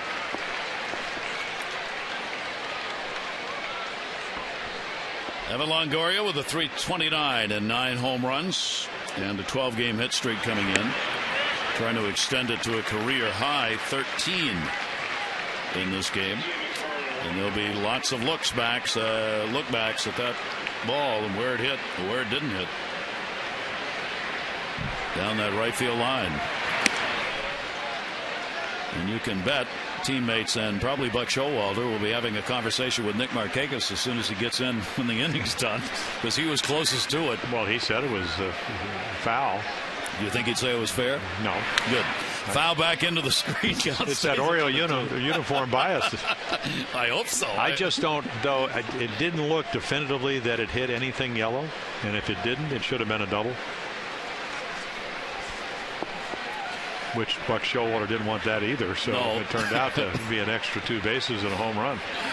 1-2 delivery and in on the fist to him, foul back. Count stays to the ball and 2 strikes. See, that's the swing that Longoria pulls out. Even 92 down and in, he stays inside, and when you have that kind of swing over the course of 162 games, you're going to get a lot of base hits and drive the ball to all parts of the ballpark.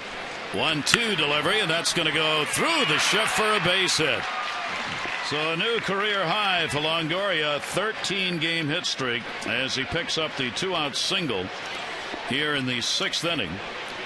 And the Rays keep it alive. They've got 3 runs on 5 hits in the ball game. And Loney coming up. Well, one of those games where you look at the numbers now. 104 pitches for Chris Tillman. He's actually pitched pretty well. Season high there at 114. But another indication of how well they're swinging the bat. And it's not only that they've gotten hits on occasion, and they don't have a bunch of them, only have 6 hits, but the way they've worked the count and gotten the pitch count up. And he'll foul that one off. And the always tough question for Buck Showalter now, after all that's happened in the inning and the pitch count up, when do you walk out to the mound and make that change? He's going to try and let Tillman finish the inning off here and hope that he doesn't wait one batter too long. Loney the 0 for 2 today and a 2 for 8 lifetime off Tillman. Runner at first, 2 down.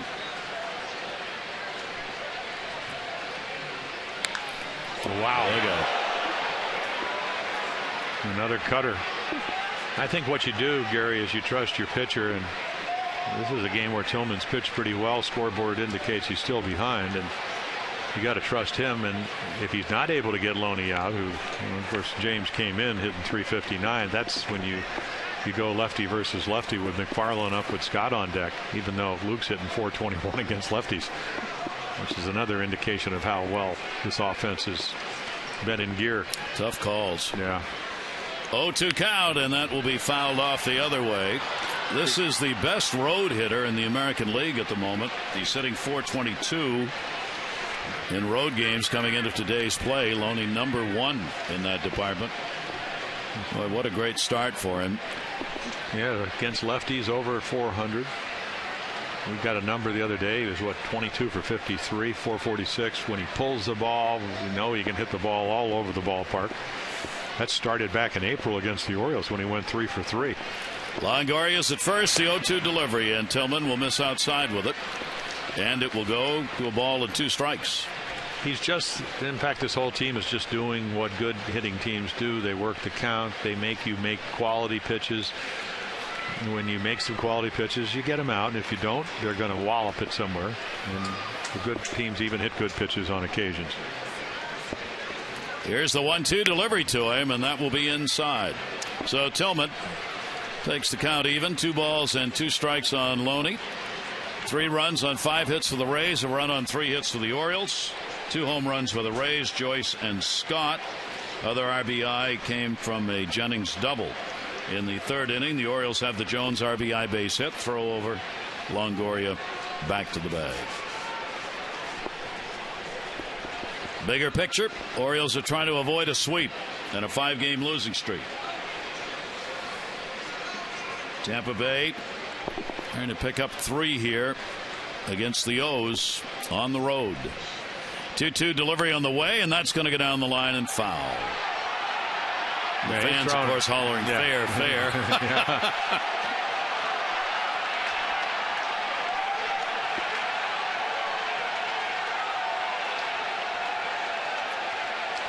I still don't think they should have changed it. It wasn't a definitive home run.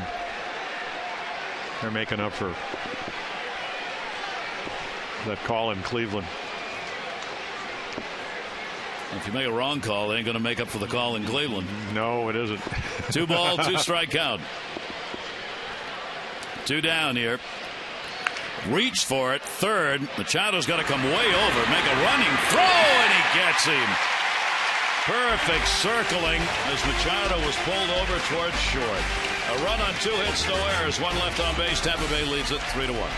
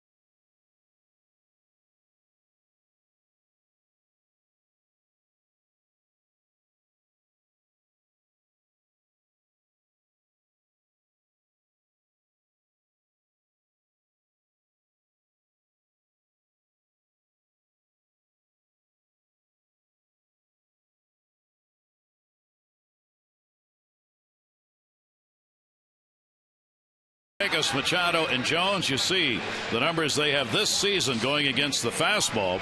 Markakis at 365, Manny at 341, and Jones at 317. They're coming up. And Matt Moore looking for his 8th victory. Makes a 3-1 lead here in the 6th. And we've seen him use his changeup and his curveball very effectively as the innings have grown later. We certainly want to take a moment. Fox had the game yesterday. We weren't on the air, so we didn't get the opportunity to say to our great friend Brooks Robinson, happy birthday, young man. 76 celebrated. Hall of Famer, career, of course, with that 267, but the vacuum cleaner at third base. And Brooksy, we hope you had a great birthday and many more to come. That's right. There he is. 76 trombones for Brooksy. Prayed him down the street. Nick Markakis will lead it off for the Orioles. Nick has grounded out twice. 4 for 12 in the series. And a 2 for 10 lifetime off Matt Moore. Now Moore, of course, had to sit through all of that too over on the bench. So a long time from mound appearances here from one inning to the next. 0-1 delivery. The off-speed pitch fouled off. He's been very efficient this afternoon. That was only his 75th pitch. So another guy that's up there right with Chris Tillman. Is Brooksy. It's hard to call somebody 76 Brooksy, but if you know Brooks Robinson, with that personally engaging personality, and he is Brooksy. Yep. Up there in Legends Park. 1 ball, 2 strike count on Nick Markakis. So the Orioles will have to battle back again on the way this series has gone. Both of these teams know all too well you can never have enough runs. Well, you'd love to get to the bullpen. No disrespect, but you want more out of there. Want the pitch count to get to in the 100 range. Down the line and a base hit. Markakis, another one the other way. When he gets that 2 strikes in the count, that's where Nick has been plunking him. And the Orioles get a leadoff single. On Wednesday, May 29, the Orioles host the Washington Nationals, and the first 10,000 fans 15 and over will receive a Crush Davis Power t-shirt. Celebrate Chris's great start with this exclusive t-shirt, sure to be a collector's item. That's May 29 here at the Yard. 888-848-BIRD or Orioles.com for tickets. Manny Machado a triple, and he is flied out. Got out of an 0 for 10 with a 3-bagger leading off the 4th inning, and bunts, and a bad one. Well, they let it drop. He's going to go for 2. Manny wasn't running. Whoa. He saves himself a huge embarrassment right there. Well, it's as a horrible. Moore dropped it. It's a horrible play. You don't bunt for a base hit in the 6th inning down by 2 runs. I understand the one I want to get on. You don't see him do this very often, and you're giving a guy when you can hit home runs or doubles. He's a double machine this year, and there's what you were talking about, Gary. Didn't hustle. Right, if you're Nick, you figure he's going to catch it. Heads up play. Somebody must have yelled. Evan Longoria said drop it, because it wasn't the fact that Nick wasn't running. It was that Manny had just assumed that they were going to catch it. And we know in this game you don't assume things. If you do, you're in trouble. Yeah, you can be in trouble. So the Orioles on a fielder's choice now have Machado at first base and 1 down. Jones a single and an RBI in the 4th inning and a couple of stolen bases. Yes, if you're down by 3 or 4 runs, that's a good play. But when you're only bound by 2, nobody out, the middle of the lineup coming up, and you can hit doubles, so like you eat ice cream cones. Go get them. Yeah, you don't bunt. 1-0 count. Adam hitting at 320. Machado good speed at first. Throw over will get him back to the bag. Manny Machado 4 for 6 in stolen bases this season. Said Jones stole second, stole third, and was stranded there in the 4th inning. Lobaton has thrown out only 1 of 19 on the year, and Jones will foul that one away.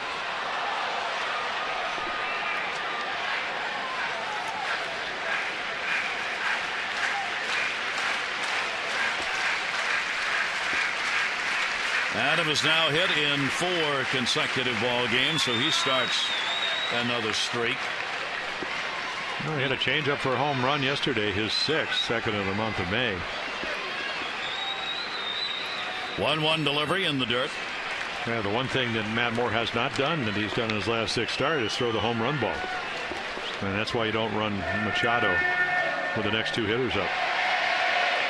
7 home runs surrendered by Moore, with hitters hitting only 172 against him, coming in the best opponent batting average number in the American League. Machado at first base, 2 ball 1 strike count. Runner not going. Jones base hit into left field.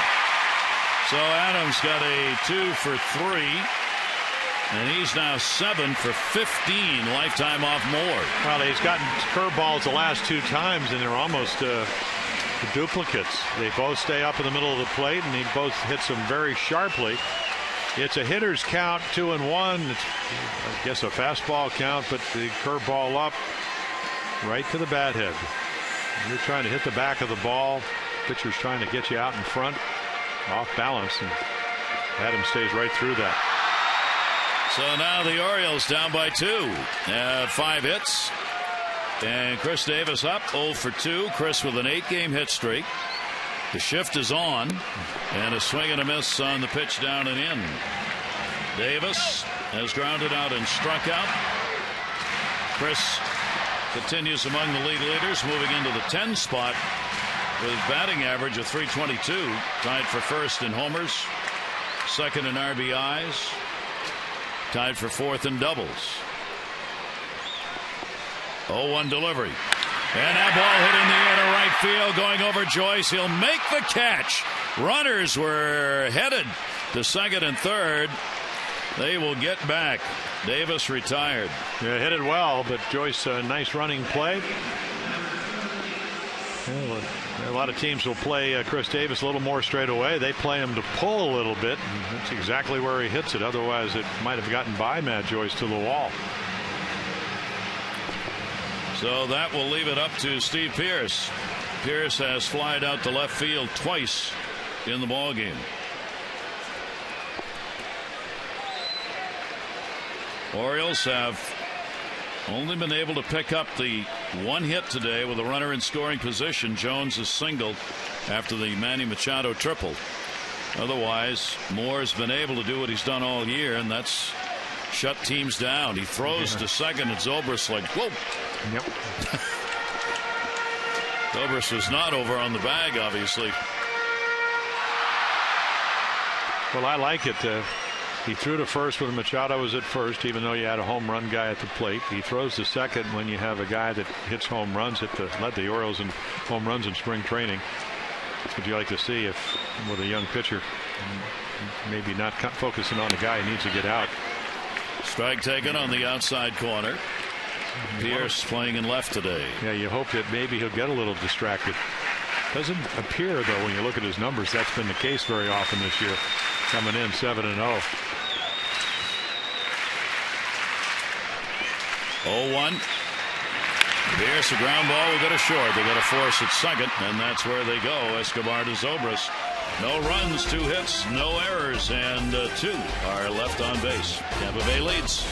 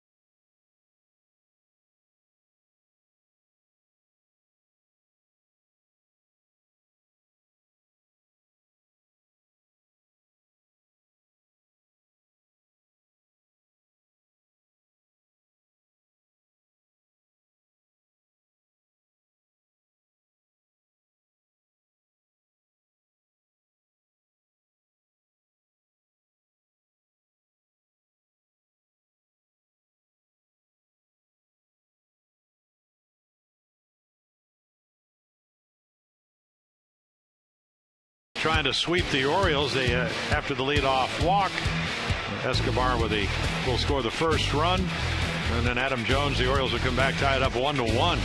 Triple by Machado, single. Third home run by Luke Scott makes it 2-1.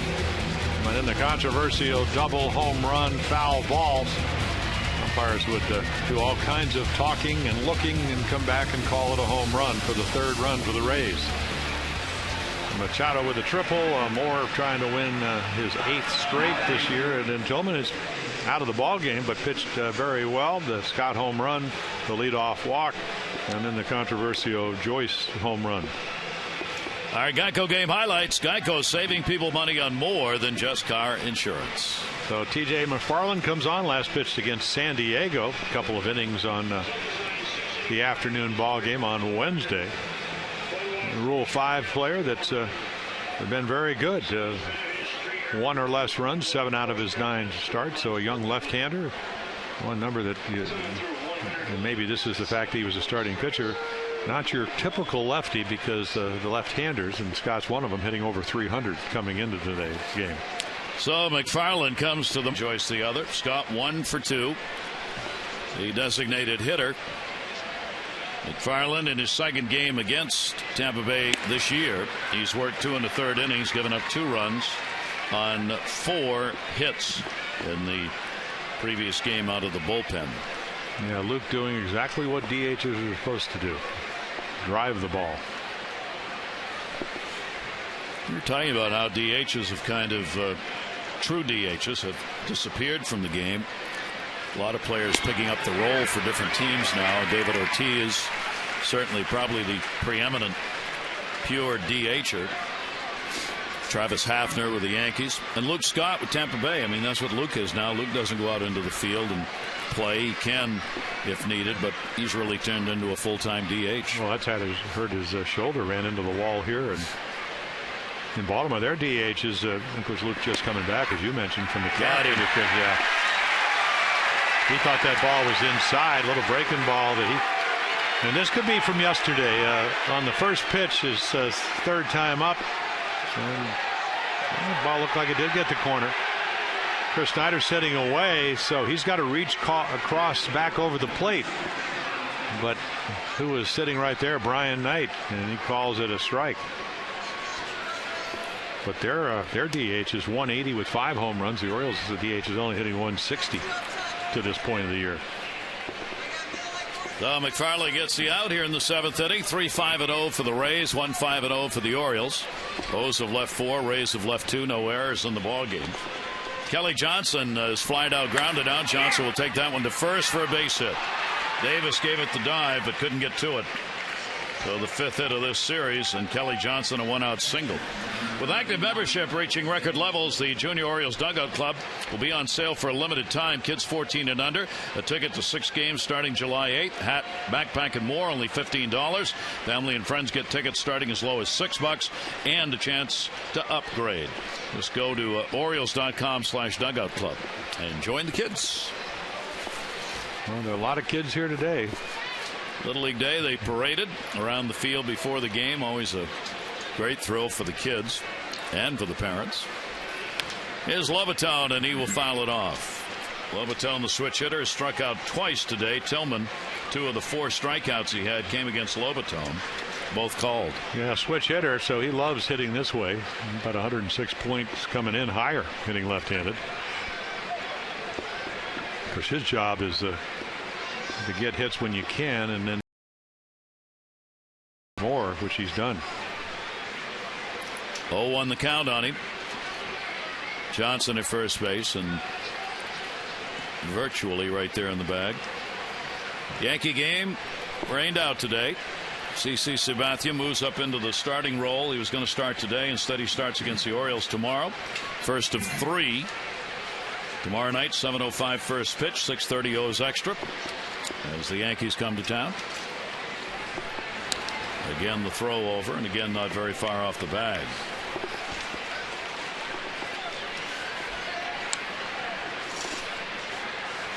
Freddie Garcia gets another start for the Orioles. That ball game tomorrow night.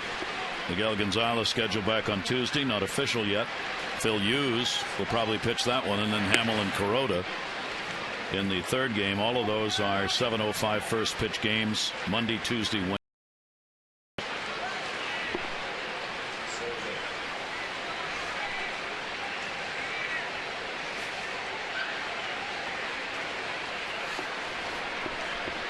One ball, one strike count. And McFarland will miss with it down low.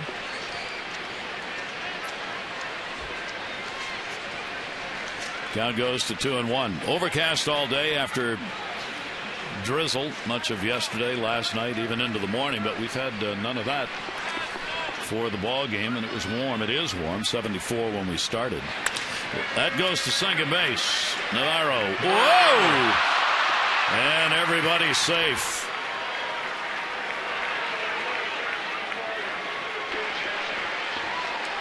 First error of the ball game.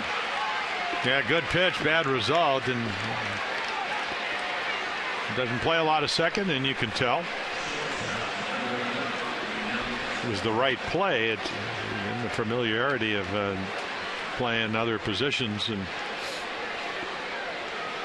if you make the play, you get the force runner. Probably not going to get a double play, but they've gotten the lead runner, which is important when you trail by 2. Orioles just their 13th error of the season, and now 2 on and only 1 away. And here's Escobar, who's walked and struck out. Number 9 hitter. Escobar puts it up in the air to right center field. Jones, Markakis. Jones calls. Runner will tag and move up to third base. Johnson. 2 down. So Escobar out of there, and it will leave it up to Jennings for Tampa Bay. Yeah, just hope the extra out, and that's what the error by Navarro will not come into play here in the top of the 7th inning. 3-1 ball game. The Rays on top. Rays had the 1-0 lead in the 3rd. Orioles tied it in the 4th. Rays added 1 in the 5th and 1 more in the 6th inning. 1st and 3rd, 2 down. Top of the 7th. McFarland. His delivery is in there for a strike. Some different than the ball game yesterday for both of these teams offensively. Tampa Bay with 10 extra base hits. First time they've had that many in a ball game since 2009. As they came back with those 6 runs in the 9th inning to win yesterday. Now today we get just the opposite. A great pitching matchup with Moore and Tillman, the 2 starters. Now McFarland out of the bullpen. It's one of those long-standing truisms that good pitching, Moore and Tillman, will stop good hitting. And in his case, with the way these 2 teams, Orioles came in 2nd in the American League in runs. Great hitting. 1 ball, 1 strike delivery, and that will be inside. Good stop made by Snyder. Desmond Jennings, 2 ball, 1 strike count. His RBI double in the 3rd inning extended his hit streak to 5 games. Jennings a real good series, 3 RBIs, 4 hits in this 3-game set.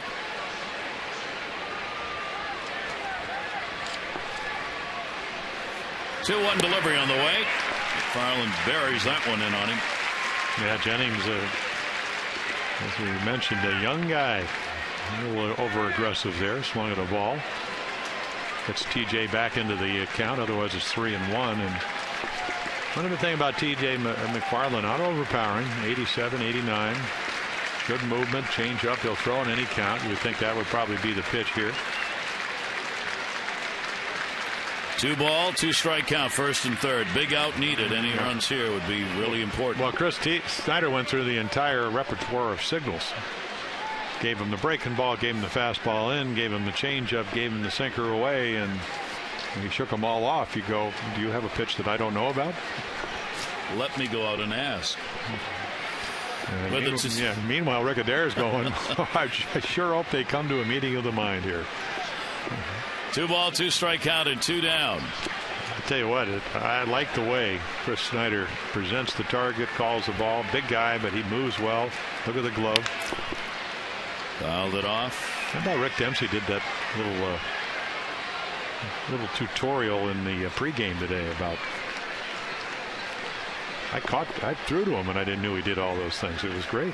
Kept it a secret. Yeah. Well, he did it so deftly. That's why. Yeah. The subtleties of the Denver. 2-ball, 2-strike count. Jennings, little tapper, played by McFarland. He'll go to first, and that will do it in the inning. So, no runs, 1 hit, couple of base runners left on. 7th inning stretch time. Brought to you by Hyundai. New thinking, new possibilities.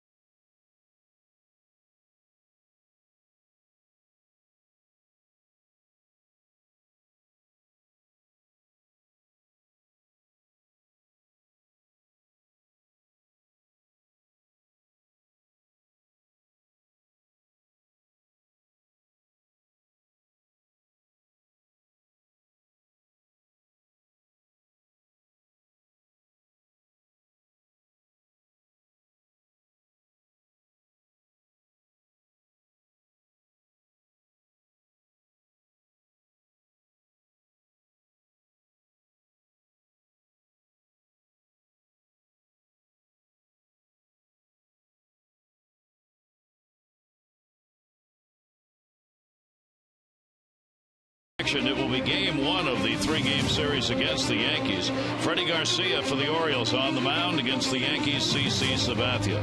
Our coverage on MASN HD begins 6:30 O's Extra, presented by Geico, followed by our game coverage at 7. All the access you need right here on MASN. So the Yankees come in tomorrow for the Orioles. So first piece of business is trying to come back and get a win here against this Tampa Bay team. 7th inning stretch time with the Orioles down by a couple. Well, Matt Moore trying to go 8-0. First, as we told you earlier, would be the youngest guy since Babe Ruth. I always thought he was a 1917. I thought he was a home run guy. Well, he was a left-handed pitcher all the way back to 1917. You want to get in the bullpen. Somehow you got to get more out of there. He's used his pitches well. He's made some big pitches. Would have a shutout going if they hadn't misplayed the triple by Manny Machado in right center field. So Tillman pitches well. And the great thing, I mean, we've seen this over the years. If you can mix in when you get your runs, if you could have 10 runs today instead of Friday night when you lost 12-10, the game would be a lot simpler. Just don't let you do that, though, do no, they? they don't. So well, you need to get into that bullpen, which is 14th out of 15 teams. It's usually a pretty good bullpen for the Rays. I want to see Rodney. The last time he pitched, he blew a 3-1 save opportunity, and that was against the Red Sox before the Rays came here on Thursday night. So he threw 35 pitches last year, as good as there ever has been as far as the earned run averages. So let's see if the Orioles can get more out of there. And well, I thought we ought to look. Jim Johnson having a couple of blown saves at Mariano Rivera. Has there ever been a better man in the bullpen coming out to save games? He's going to be an automatic Hall of Famer. We just looked to see. Mariano Rivera has never blown 3 straight saves. That, number one, is amazing to me because, look, 19 years, and he's never blown 3 in a row. But he has had situations where he's blown 2 in a row. It's happened 10 times in his career. So when you blow a couple, even the best ever have done that. And Buck Showalter talked about it before the game. Does Jim Johnson need a rest or get back on the mound? Buck knows what he's going to do. We got a 1-run lead today. Jimmy will be pitching in the 9th inning, 2 or 3, maybe even 4. I haven't thought about that twice. It's kind of like a quarterback throwing a few interceptions. It's been a good starter. And for us to get where we want to go,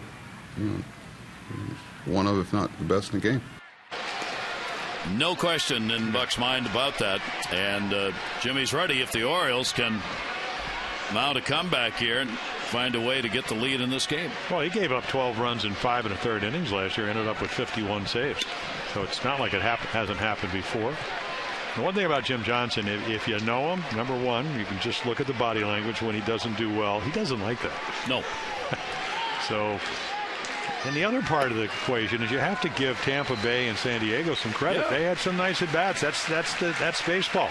And the good guys, the good ones, they make adjustments and they move on. And it doesn't mean that you're not frustrated. It doesn't mean that you're not a little off. That's just the way it is. 2-1 delivery to Hardy. Hardy will put it in the air, right center field. Going back for it is Jennings. Hardy's retired. Well, Jim Johnson, he's always there. Whether it's a blown save or a save, he's there to talk to the press. And after the ball game yesterday, he said, I just blew it. I just stunk tonight. We came back here. We come back here tomorrow talking about today. We're used to this. You grind it out. Nothing is easy. All of us need to be a little bit better, including myself. And he's out in the bullpen and ready to go. Yeah. Well, that's the game. Marathon. Yep. All the way from April, hopefully into maybe late October or November if you get into the postseason. And it's what both of these teams are playing for, because we know the Rays, they've turned their whole franchise around. Joe Maddon's such a huge part of that. Same with Buck Showalter. They like winning. That's what this game is about. And the pitch is taken inside. Valencia has doubled and flied out. Fold has come into the ball game. Yeah, so there's your defensive stalwart out there. And Fold can run him down. 1-1 delivery. He's going to miss down low. Count goes to 2 balls and 1 strike. Matt Moore, 23 years old, looking to go 8-0. He has walked none, struck out 2. Has given up only a run on 5 hits. And as Jim said, had a defensive play been made behind him, the Orioles wouldn't have a run. And that pitch is going to miss a little bit inside. Velocity still right there where he started, around that 93-mile-an-hour fastball, which he juices up to 95, and he's looking for the K. I mean, he hasn't walked anybody, which is unusual. 2, 4, 4, 6 early back in April. Well, he's looking for some wildness. Oh, got the end of that one, going out to center field. Jennings back, finding the warning track, and 400 feet away at the deepest part of Camden Yards. Yeah, anywhere else. You get to see a little about when Danny Valencia is swinging the bat well. Well, when he came up with the Twins, he had some nice years, and then all of a sudden, it looked like he just became a confused young hitter, which wouldn't be the first guy that ever went through that. So, glowing numbers down there. He's had some nice at-bats this afternoon. So 2 down here in the 7th inning. Here's Navarro, a sacrifice, and he has struck out. And the off-speed pitch is up high. We've seen in this game Moore do what he's done all year, throw first pitch balls. He only throws first pitch strikes 46% of the time, the lowest in the majors. And he is the pitcher who's 7-0. He is the ultimate definition of pitching backwards in that regard. But the stuff can get you through those days. Yeah. And that's why he was rushed to the big leagues back in 2011. You look at the 7-0, maybe it'll be 8-0, maybe it won't be, but started out, as we mentioned earlier in the telecast, 1-5, then went 9 out of his 11. Jim Hickey on the phone with the bullpen as the pitch count gets close. 96 pitches now, close to 100. 2-1 delivery on the way, and that will be taken down low. He has thrown at least 100 pitches in all of his starts. He's thrown as many as 117. That came against the Yankees in the 8 innings, in which he had a shutout, gave up a run on 2 hits in that ball game against the Yankees on April 22. 3-1 delivery on the way, and that ball is taken up high, and there is the first walk. Yeah, those are the little signs you look for. He has, for a young guy that, as he mentioned on Friday when he went a couple of the seasons, he went from 93 to 99 just by doing a workout program in Arizona. Haven't seen him overthrow a lot of pitches today. So when all of a sudden you get a little bit wilder, or the ball gets elevated in the late innings, that usually means there is some fatigue. Jake McGee in the bullpen, and now the other side for Joe Maddon we talked about earlier with Tillman and Buck Showalter. When you go get your starter, you don't want to wait that one batter, one pitch too long. Snyder can make you pay if you make a mistake. You know, we saw the ball maybe not carrying like it usually does, because it looked like Danny Valencia got all of that, even though he did hit it to the 410 mark. But left center, right center plays very small in this ballpark. 2 down. Runner on to first base. Snyder is grounded out, popped out. Moore's breaking ball will be in there for a strike.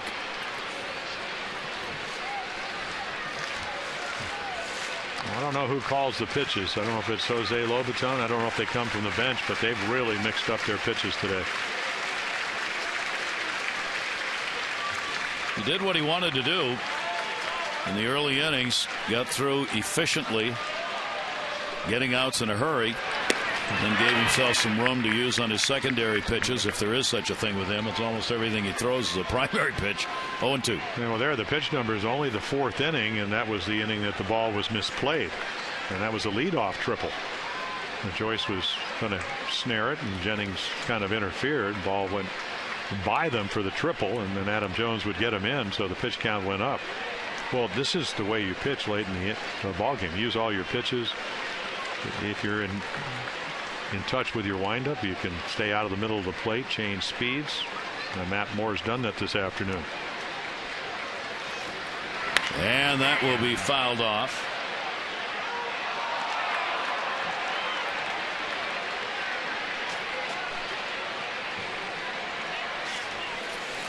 Oh, 2 count with 2 down. The Orioles down by 2, have the potential tying run at the plate. And Snyder's got some power. Getting the start behind the plate for Matt Wieters.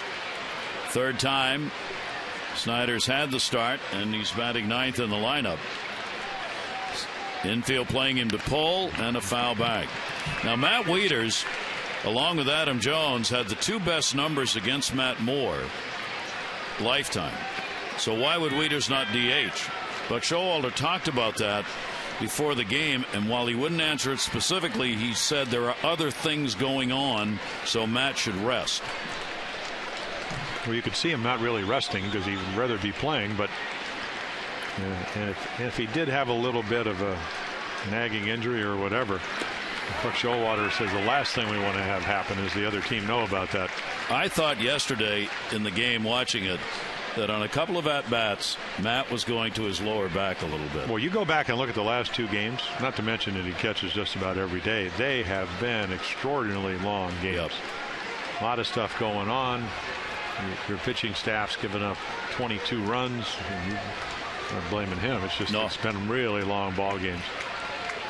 The decision made that he needed the rest rather than putting him in the lineup as the DH. Here's the 1-2 delivery on the way, and he got him to go after one up high. So Moore will get his 3rd strikeout. No runs, no hits, no errors. 1 left on. 7 complete. Tampa Bay up by 2.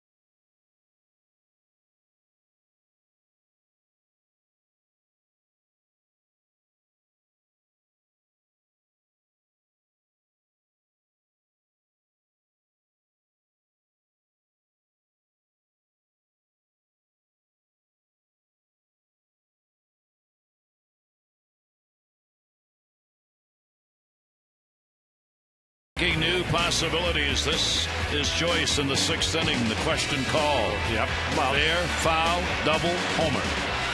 Well, and we understand from Jeff Lance that if it hits the black or yellow, Nick Markakis said it hit the black, but to the right of the foul pole, it's a home run. Apparently, Gap is there to make it easier on the umps to see if it left the park or got over the wall.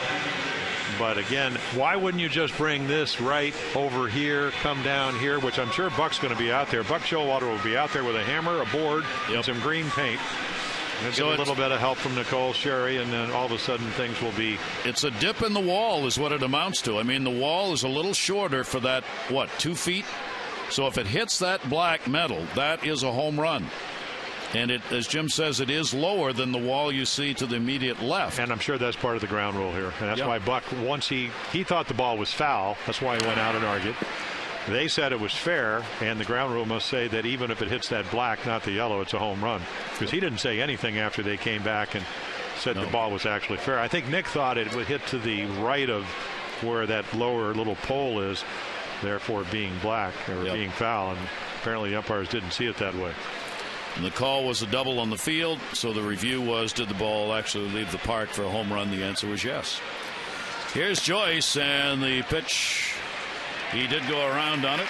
Jerry Davis at third. You saw Joyce thinking about laying a bunt down with his shift put on against him. The count now 2 strikes. Well, it doesn't face lefties very often, and a little check swing. Bat gets out there.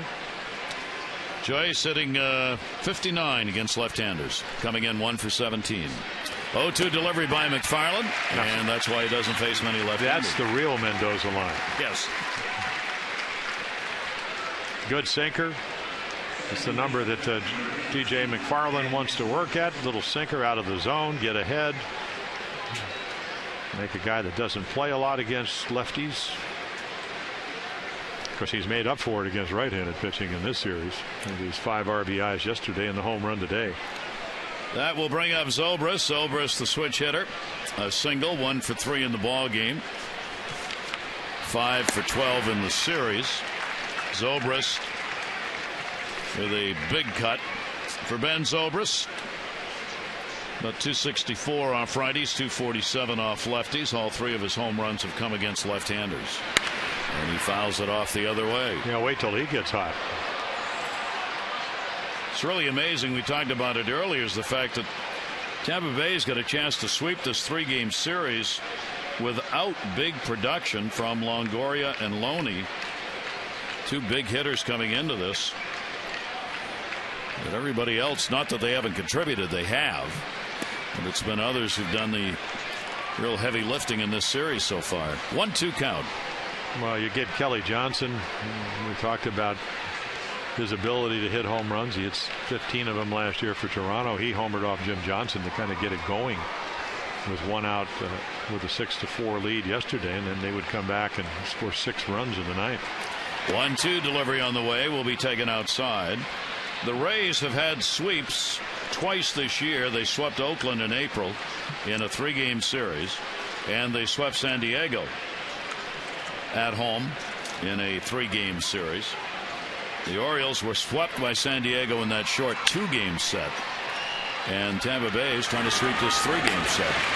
Play made by Navarro, and there are 2 down here in the 8th inning. MLB.com at bat, the #1 source for live baseball everywhere you go. Available for iPhone, iPad, Android, BlackBerry 10. At bat delivers Orioles baseball with live audio, pitch tracking, stats, news, highlights, and more. Text at bat 31826 or go to Orioles.com for details. Here is Evan Longoria, a single, 1 for 3, 13 game hit streak for him now. And a ground ball against the shift. It'll go to Hardy. And Hardy will get it over there in a nice clean inning picked up here. We go to the bottom half of the 8th inning and the top of the order coming up for the O's.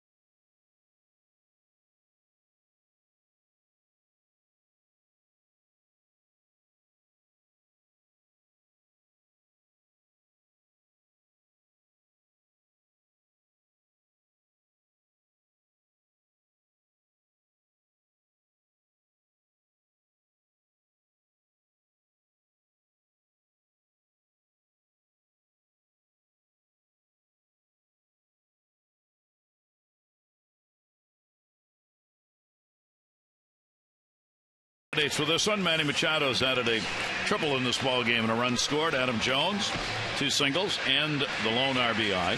And Luke Scott, he's picked up a home run, his 3rd of the year. Text in your vote, A, B, or C, 31826.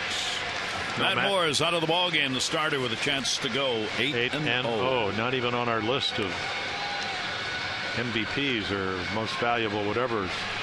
So he pitches very well, and as we mentioned, they misplay a ball in right field. The Machado triple. Other than that, he does not give up any runs. The walk's very impressive. Didn't strike out a lot of guys, but really mixed his pitches well. Friday night's hero, Joel Peralta, came in, got 4 outs for the Rays. Rodney their closer threw 35 pitches down in Tampa against the Red Sox. As the Rays would lose a 3-1 lead, lose that game 4-3, so he came to the rescue. Veteran right-hander out of the Dominican Republic. Had that changeup splitter really works. So let's see if the Orioles can have a little bit better fortune. So the Orioles looking for another comeback win. And in this series, it's been about comebacks. Tampa Bay with the comeback yesterday to win it. The Orioles with a big comeback in game 1. Not quite enough, even though they would pick up 6 runs in the 8th inning of game number 1. We're in the 8th inning here. Nick Markakis 1 for 3. Nick with a 4-game hit streak and hitting .292 as he again moves along towards that .300 batting average. So the Orioles get their chance right here with the top of the order up. Nick's got a 1 for 6 off Peralta. Yeah, Joel, about 3 pitches. He's got the splitter change, a lot of pop-ups and grounders, about an 89, 90-mile-per-hour fastball, and that curveball he threw Nick the first pitch. There's a splitter. 0-1 will go to first base. Loney's got it. Peralta covers, and 1 down. Well, he can close games. Did that a couple of years ago. Knows how to get hitters out. Get them on their front foot. Disrupt the timing. Manny Machado, a triple and a run scored. 1 for 3 in the ball game. He's had 2 hits in the series, 2 for 13. Tampa Bay is proving early on, at least, to be a tough team for him. His batting average coming in this season against the Rays, 167. While overall, he's hitting .330. Well, nobody hits more, and then Roberto Hernandez, who started yesterday, had the sinker going down and in. The more I see of Manny, the more he reminds me of Derek Jeter in a way that they use the whole field. They stay inside the ball. They can hit home runs. Looks like he's going to be a little bigger version. Will probably grow into his body a little bit. Orioles figure he will develop more power as he grows. Only 20 years old. Puts a little more strength on. Nothing wrong with what's going on right now, though. 5 home runs, 26 RBIs. 1-0 delivery, and the pitch is taken for a strike, and it goes to 1-1 on Manny Machado. Someday we're going to get Manny to get the tee out there and show us. Jim Presley's always talking about the fact that since Manny was a little leaguer, somebody early on got him to hit off the tee every day, holding the bat, keeping the hands back, and hitting off the tee that way. And he does it every day. And that's why he's so good with balls going the other way. 1-1 delivery, and Peralta gets a strike call. Manny didn't think so on either of those last 2. Well, I remember talking to Terry Crowley when he was traded over to the Reds. Ted Kluszewski, a big, long, strong left-handed hitter, was their hitting instructor. And he had Perez and Bench and Rose and some of the greatest hitters, Joe Morgan. That's when he first saw the tee. It really fundamentally can help your swing if you can do it. 1-2, foul tipped into the mitt for the strikeout. Yeah, that was probably one of the worst ones we've seen, as Peralta's now come in and gotten 5 outs over the weekend. And this one stays up a little bit, but the movement, you can see the splitter. He pulls down, ball tumbles, ends up in the middle of the plate, and then it's foul tip right into the glove of Lobaton. Peralta, lifetime against the Orioles. He has a 1-3 record with a couple of saves, including the save he picked up the other night, his first of the season. He's got 2 down here. 2 down, nobody on, and here is Adam Jones. Adam with a 2-hit ball game. 4-game hit streak. He's hitting at .324 now. Jones first ball hitting, fouls it back, and that'll be a souvenir behind the plate. Well, down by 2, and we saw him try to do it the other night where he dropped the bunt down, just got it foul. Would have preferred to have it earlier in the count, but they're giving him the bunt. Manny Machado tried to bunt earlier on, down by 2, with a man on when he can drive the ball. But you need to get somehow to get some guys on to get to your power guy, and if Adam can get on, it'll bring Chris Davis the tying run to the plate with 12 home runs. 1 strikeout. And Peralta's delivery to him, and that will be taken down low, and the count will go to 1-1. At third base, Longoria has made no effort at all to move in. If anything, he's backed up a step and over to the line. Well, he's like the crouching tiger, though. He's way back, but he's a little bit like Greg Nettles used to play it. You play deep, but you really kind of come in. So you keep creeping in. So you start, the hitter sees you really deep, and you'll come in a little bit, not a whole lot, as you mentioned. 1-1 delivery on the way. Jones just 1 for 12, lifetime off Peralta. Well, that's what we were talking about. He tried to do it the other night. It looked like it was going to stay fair. Would have gotten Davis tying the run. This was in the 12-10 game. Same thing here, down by 2. They're giving you the bunt. Can you get it down? And then the number is 1 for 12. A bunt might be a better option, even though Adams swinging the bat extremely well. 2 ball, 1 strikeout. Peralta's delivery to him, and a ground ball towards second. Zobrist will move over on the outfield grass and record the out. So Peralta comes on and retires all 3 faced. We go to the 9th inning and the final game of this 3-game set.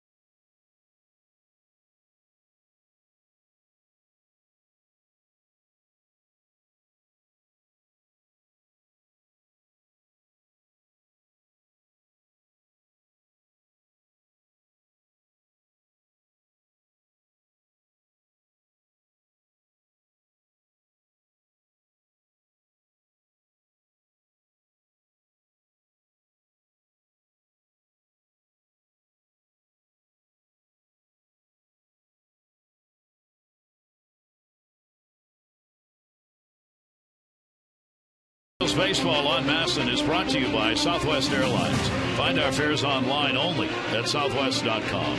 And by Hyundai, new thinking, new possibility. One of the surprise teams in baseball of late has been the Cleveland Indians. They beat Seattle 6-0 today. They've now won 4 in a row, 25-17. They lead the Tigers by a game and a half at the moment, and Kansas City by 3.5. Indians playing some really good baseball under former Red Sox manager Terry Francona. Yeah, good for baseball. Cleveland, when they are winning, great baseball town. Yeah. Nice ballpark. And they finally got some decent weather. Yeah. Shirt sleeve crowd there today. We go to the 9th inning. McFarland will stay on. Tillman worked 6 innings, 3 runs, 5 hits over the 6. McFarland has given up only 1 hit in the 2 innings worked so far. Loney will be in against him, 0 for 3 in the ball game. Loney, Scott, and Johnson are due up, and Loney will take the pitch inside for a ball. 3-6-0 for the Rays, 1-5-1 for the Orioles. Home runs by Scott and Joyce in the game, RBI double by Jennings. Orioles run coming on an RBI base hit by Jones in the 3rd inning.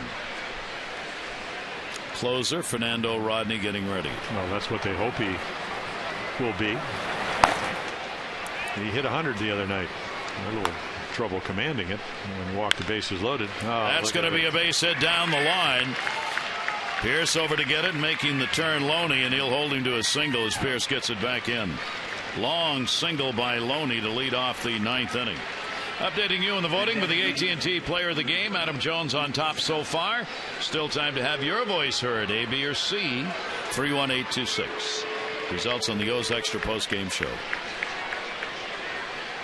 Adam moving over with Luke Scott coming to the plate. Hit number 7 for the Rays. Scott, the home run, his third, came in the 5th inning. Luke Scott, 1 on, nobody out.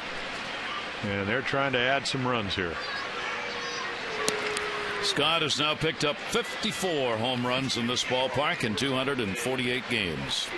Former Oriole, of course, getting all those at-bats here at Camden Yards, playing outfield, first base, and DHing. Well, when healthy, can really propel a baseball. And it really doesn't matter if you're righty or lefty. That will be outside. So McFarland falls behind on him 2-0. The first 2 hitters he's gotten behind 2-0 here. Nice job in the 7th. Nice job in the 8th to keep the game close for TJ. 2 innings on Wednesday. Trying to make it 2+. There's a good 2-seam fastball. What an effective pitch. See, all the good lefties, and Luke is one of them. He's looking for something out over the plate. The illusion of a 2-seam fastball from a lefty to lefty is that it's going to start in the middle of the plate, which makes you want to swing, and then the movement of the ball. Very hard to get the bat head to. For Luke Scott last season, he hit only $149 against lefties, got in only 87 at bats against left-handers. A couple of his home runs. There's the same pitch, same result. 2-2. You know, he used to talk, and he was able to do it. Mike Flanagan, our late great friend, a Cy Young Award winner at the end of his career, really learned this pitch when he became a specialist out of the bullpen. He said, what do all good left-handed hitters have in common? They keep the front shoulder in. They can cover the outside part of the plate. So that's why that pitch is so effective. McFarland has worked as many as 3 1/3 innings this season. That's his high. And that'll go to first and foul. That was way back on April 6th against Minnesota. Pedro Strop is up. You'll note the tilt of the cap Strop has. If we go to Fernando Rodney, you'll note the tilt of the cap Fernando Rodney has. They are both from the Dominican. Might be a few degrees even more to the left. Well, I don't think Pedro dares to exactly imitate Rodney. I don't think Buck would let him do that. But that's where the little tilt comes from that he's got on the cap. 2-ball, 2-strike count on Scott. And a check swing at third. Nope. Jerry Davis. We were talking about this Friday night. As good as anybody because of the strength to stop the bat. And then, of course, he's also verbalizing it as he stops the bat. I didn't go, no, don't think about it. McFarland 3-2. Let's see whether or not Loney takes off here or not. He's over there at first base. Not a big lead. I can't imagine he will. 3-2 delivery. He does not, and that will be fouled off on the off-speed pitch. Throttled back a little bit. Tampa Bay has not swept the Orioles since May of 2011 here in Baltimore. Joe Maddon's team 3 outs away from doing that here in this 3-game set. McShowalter checking on the bullpen.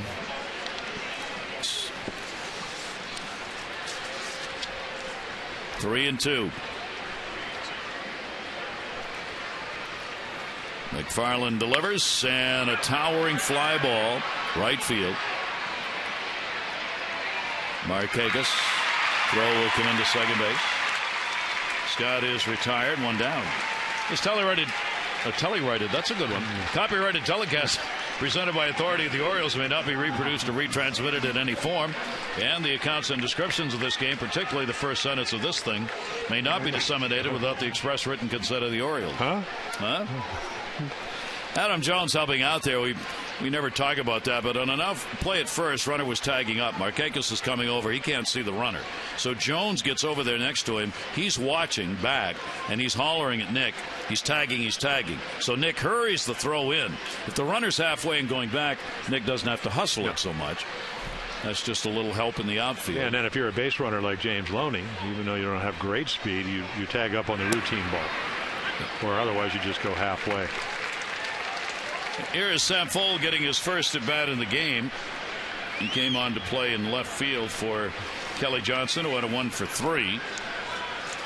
Yeah, you look at that number and you go, well, not too good, but he's 9 for his last 32 after starting out 2 for 26. So another one of the reasons they've been able to score runs. All the way through. That'll move the runner down to second base as Loney will trot down.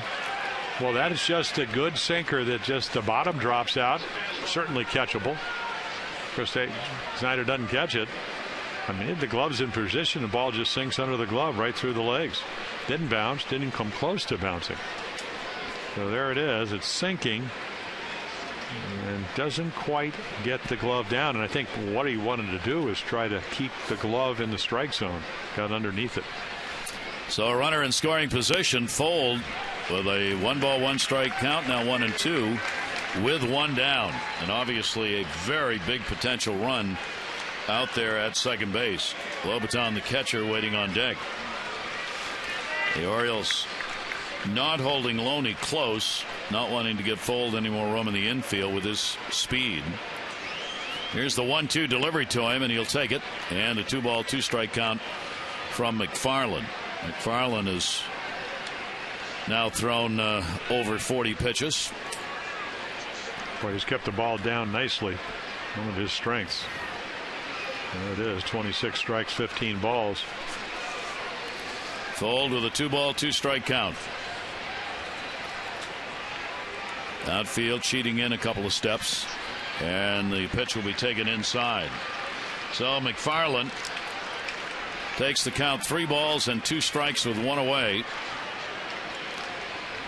Fuld, a lot like McLouth, has that great eye at the plate, able to fight off a lot of pitches. He's tough to strike out. 9 strikeouts on the year, 58 at bats. Runner off second, 3-2. And Fuld will take it outside, and he's on with a free pass. So the runners are at first and second, and that will be it for McFarland. And Pedro Strop will be coming out of the bullpen to try and hold Tampa Bay to the 3 runs that they have. We are in the 9th inning. The Rays have the 3-1 lead. McFarland comes out, Strop on, Lobaton coming up.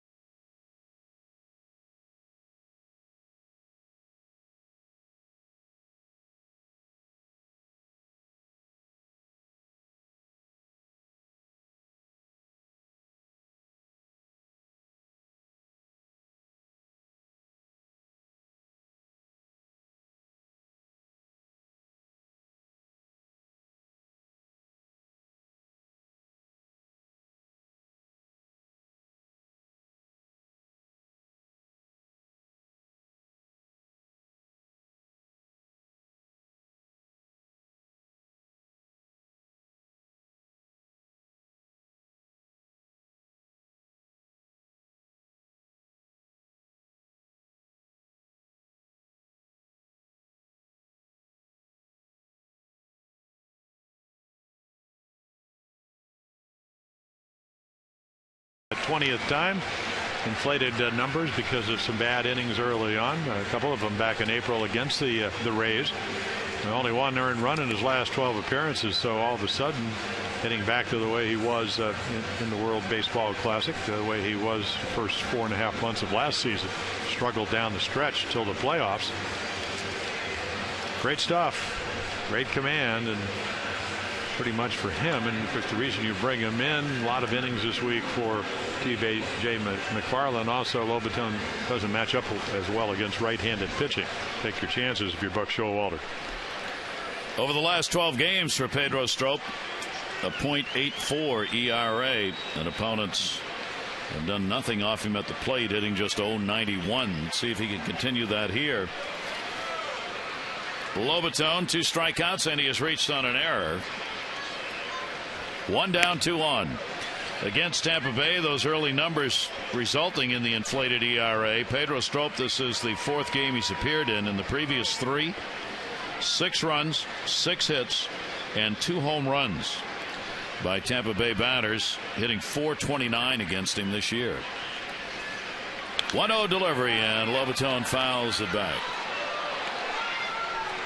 Yeah, just trying to get the bat head to the ball. You see a lot of movement, 95, and very much like Fernando Rodney, they both throw very hard. The one thing that Rodney has that Pedro doesn't have is that changeup that he throws almost about 50% of the times, maybe even over that if you're a left-handed hitter. 1 ball, 1 strike count. And a high strike called. Loney on at second base, Fold on at first. Loney got the single and Fold the walk. I thought Lobaton thought that ball was going to hit him in the hip, and it ran back over the plate. Late moving fastball. And now you can pitch out of the zone, which is what you'd like to do. Just missed down. 1 ball, 2 strike delivery to him way outside as he spun around. That one got away. 2-2. Well, when you go left, you get under your stuff and it just spins. And Billy Castro, the Orioles bullpen coach, just trying to calm the front side down. When he starts spinning like a merry-go-round, it can get ugly. Runners off first and second. 2-2 delivery. And Lobaton goes down swinging. Yeah, the front shoulder is your steering wheel, so I want to get to the outside corner. If I stay closed long enough, I can do it. If I spin out, arm drop. The arm drops, you get underneath your breaking ball, ball flattens out. Looks like it moves more, but it stays on the same plane, much more hittable. Orioles bullpen here in this homestand has seen the numbers go up, obviously, especially in these games against Tampa Bay, the first 2 anyway. The Orioles are now 6th in ERA. They had been 1 or 2, depending on the day. 2 down, 2 on. Escobar backed off, and the pitch came back in. He's drawn a walk and scored, a struck out and flied out. Escobar with an 0 for 3 off Pedro Strop.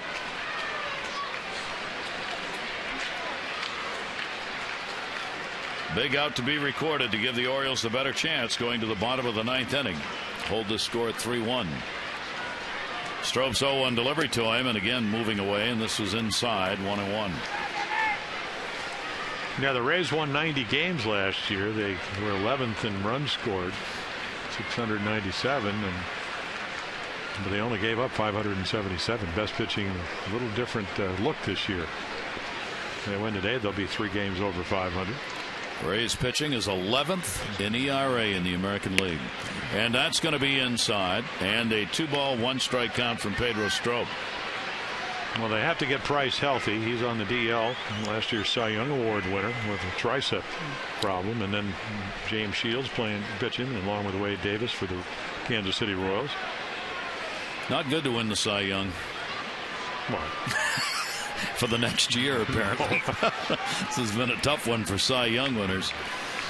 2-ball 1 strike count. R.A. Dickey was going to pitch today, in fact, in that ball game that was canceled in New York. Toronto and New York postponed. Yeah, he had the neck, upper back problems. Well, my first Cy Young was in '73, and the one year I didn't win 20 games in 9 years was the next year when I hurt my elbow. It's carrying that trophy around the offseason. Well, yes, that's part of it. Want to see my plaque? Moving it from shelf to shelf. Well, every time you go by somebody on the road, you got to hold it up. I tried to do it left-handed, but I got tired, so. Had to go to your pitching. Yeah. 3-1 count on Escobar. And that's there. So the runners go 3-2. When you win a couple or three, after the second one, it's easier because you have more balance. You can have one in your right and left hand. Well, if you're doing that when you're driving, then you got to get a driver. But you can do it after you've won 2. See? Now you can. It all comes together. Not back then. Not back then. Okay. No. Now you could. Yeah. A couple of back. What was a Cy Young worth back then? Do you think? $5,000. $5 grand. You got $17,500 if you won 20 games. Maybe a $20,000 raise, and you can get an extra $5,000 if you want to Cy Young. Unbelievable. Yeah. A little different there. A little. 3 balls, 2 strike count, 2 down. Runners will go. Escobar waiting, and they're loaded. Oh. I think Pedro thought it might have gotten the upper reaches of the plate. Let's see how Chris Snyder catches it. And brings it back. Eric Dempsey talking about when you do that, if your elbow goes up on your left hand, the one you catch it, it actually lowers the glove. And it looks like Chris Snyder did that nicely, but didn't get the call. Boy, big moment here. 9th inning, 2 down, and a 3-1 Tampa Bay lead. They've loaded him up for Jennings, the leadoff batter. Jennings' first ball hitting goes to short. Hardy will make the flip, and they get the out. No runs, 1 hit, no errors, 3 are left on. The Orioles need a comeback. Bottom of the 9th, down by 2.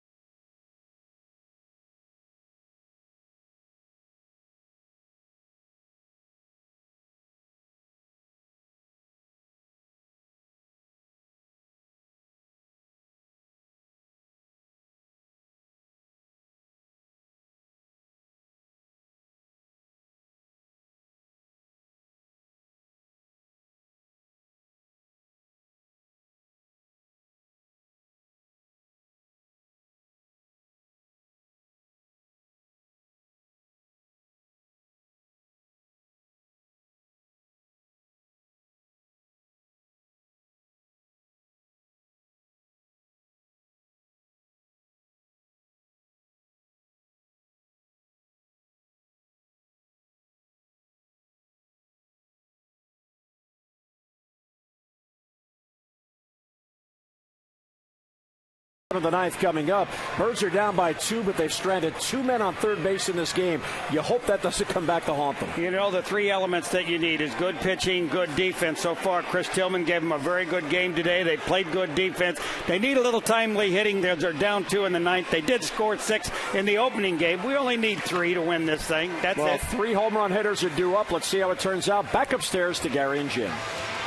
And Jim and Rick will have the recap for you, and I'm sure we'll talk about the ground rule here on the home run by Joyce that landed right up there off that black piece of metal, which is a home run. The metal itself is, and Joyce got that homer in the 6th inning. Well, Fernando Rodney's had his problems coming out of the bullpen as the closer. Here he is. Yeah, the lowest ERA of all time. Only gave up 5 earned runs in 74 2/3 innings. He's a strikeout guy last year, 76. This year, if you're looking for help, 16 games, 15 walks, batting average not down. I mean, if you go back to his last blown save, which was Thursday night, he took a 3-1 lead into the 9th inning, walked the bases loaded, got a change up in the middle of the plate to Will Middlebrooks, torched a triple, or actually a double, over the Escobar's head into left center field, and the Red Sox came back to win 4-3. Didn't give up any hits, just gave up the 1. So the Orioles are looking for base runners. They'll take them any way they can get them. And for every Orioles walk this season, Care First Blue Cross Blue Shield will contribute $50 to support the Y of Central Maryland's Fit and Fun program. 128 walks, $6,400. Care First Blue Cross Blue Shield encourages each of us to take that first step towards a healthier and more active lifestyle. Fernando Rodney on to try and find the close. Peralta, another fine job, retired all 3 he faced. Rodney against the Orioles this year is 1-0. He's pitched in a couple of innings, given up a run and a hit. And his last appearance, Fernando Rodney against the Red Sox with that 3-run, 1-hit, 4-walk inning. The left-hander's hitting .212 off him. Right-hander's .208. He has blown 3 saves. He's 7 out of 10. He had only 2 blown saves and 50 chances last year. Well, he was lights out last year. He threw 35 pitches on Thursday night, 18 fastballs, 6 for strikes. So the command wasn't there. Orioles looking for at least one base runner to get it going. Davis, Pierce, and Hardy will be due up. Nate McLouth has come out in the on-deck circle. And here we go in the bottom of the 9th inning. 3-1 Rays. Infield shift on. Rodney's delivery and a swing and a miss on that off-speed pitch. Well, that's the changeup in the bottom when thrown right. It just drops out. Great movement. He's got one of those whirlwind windups, so arms and legs. 0-1 delivery on the way. Ball put up in the air. Left center field. It is deep at the wall and caught. Jennings literally right off the wall, and Davis retired. Well, 96-mile-per-hour fastball and skied to left, and only somebody with that kind of strength can sky one, and then it's going to be one of those warning track fly balls. And for Rodney, he's looking for outs. So what if he just missed it? It's 1 out, 1 up, 1 out, and that's what they're looking for, and the Orioles are looking some way to get him into trouble. Here is Nate McLouth as the pinch hitter for the Orioles. McLouth on for Pierce, who had an 0 for 3 in the ball game. 1 down, 9th inning. McLouth getting an opportunity as a pinch hitter. He's 0 for 2 pinch hitting wise. That'll go to short on the backhand. Escobar. 2 down. Yeah, he makes it pretty routine over there at shortstop. Over the course of this season, he's going to save a lot of runs.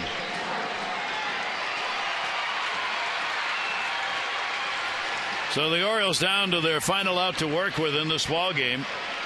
The Orioles have lost 4 in a row, are looking 5 in a row in the face. Last time they lost 5 in a row, you got to go back to May, June of 2012. Pitch will be taken for a strike. Hardy 0 for 4 off Rodney. As Rodney goes after the save. If he gets it, Moore is going to be 8-0 on the season. Tillman would take the loss and be 3-2. And for Matt, what he's done, I mean, he's won, and you mentioned all the run support. He certainly gave his team all that credit, but it will be a game where he really hadn't had that many close games since early in the year when he left up 2-0 and 4-0. Other than that, they had pretty substantial leads. Slow ground ball fouled off. Hardy just trying to get on here and get the Orioles potential tying run to the plate. Matt Wieters has come out in the on deck circle if the game goes on. Matt will be the pinch hitter for Valencia if Hardy can find a way to keep it going. 2 down in the 9th, 1-2 count. Rodney's delivery, and the fastball is away.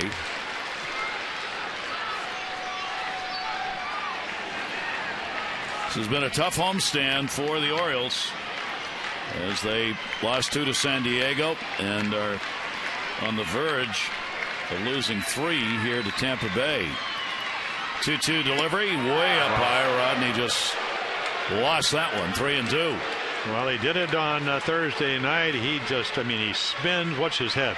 I mean, you can't possibly get the ball down when you jerk your head so violently left. He did it on Thursday night. It led to 3 walks.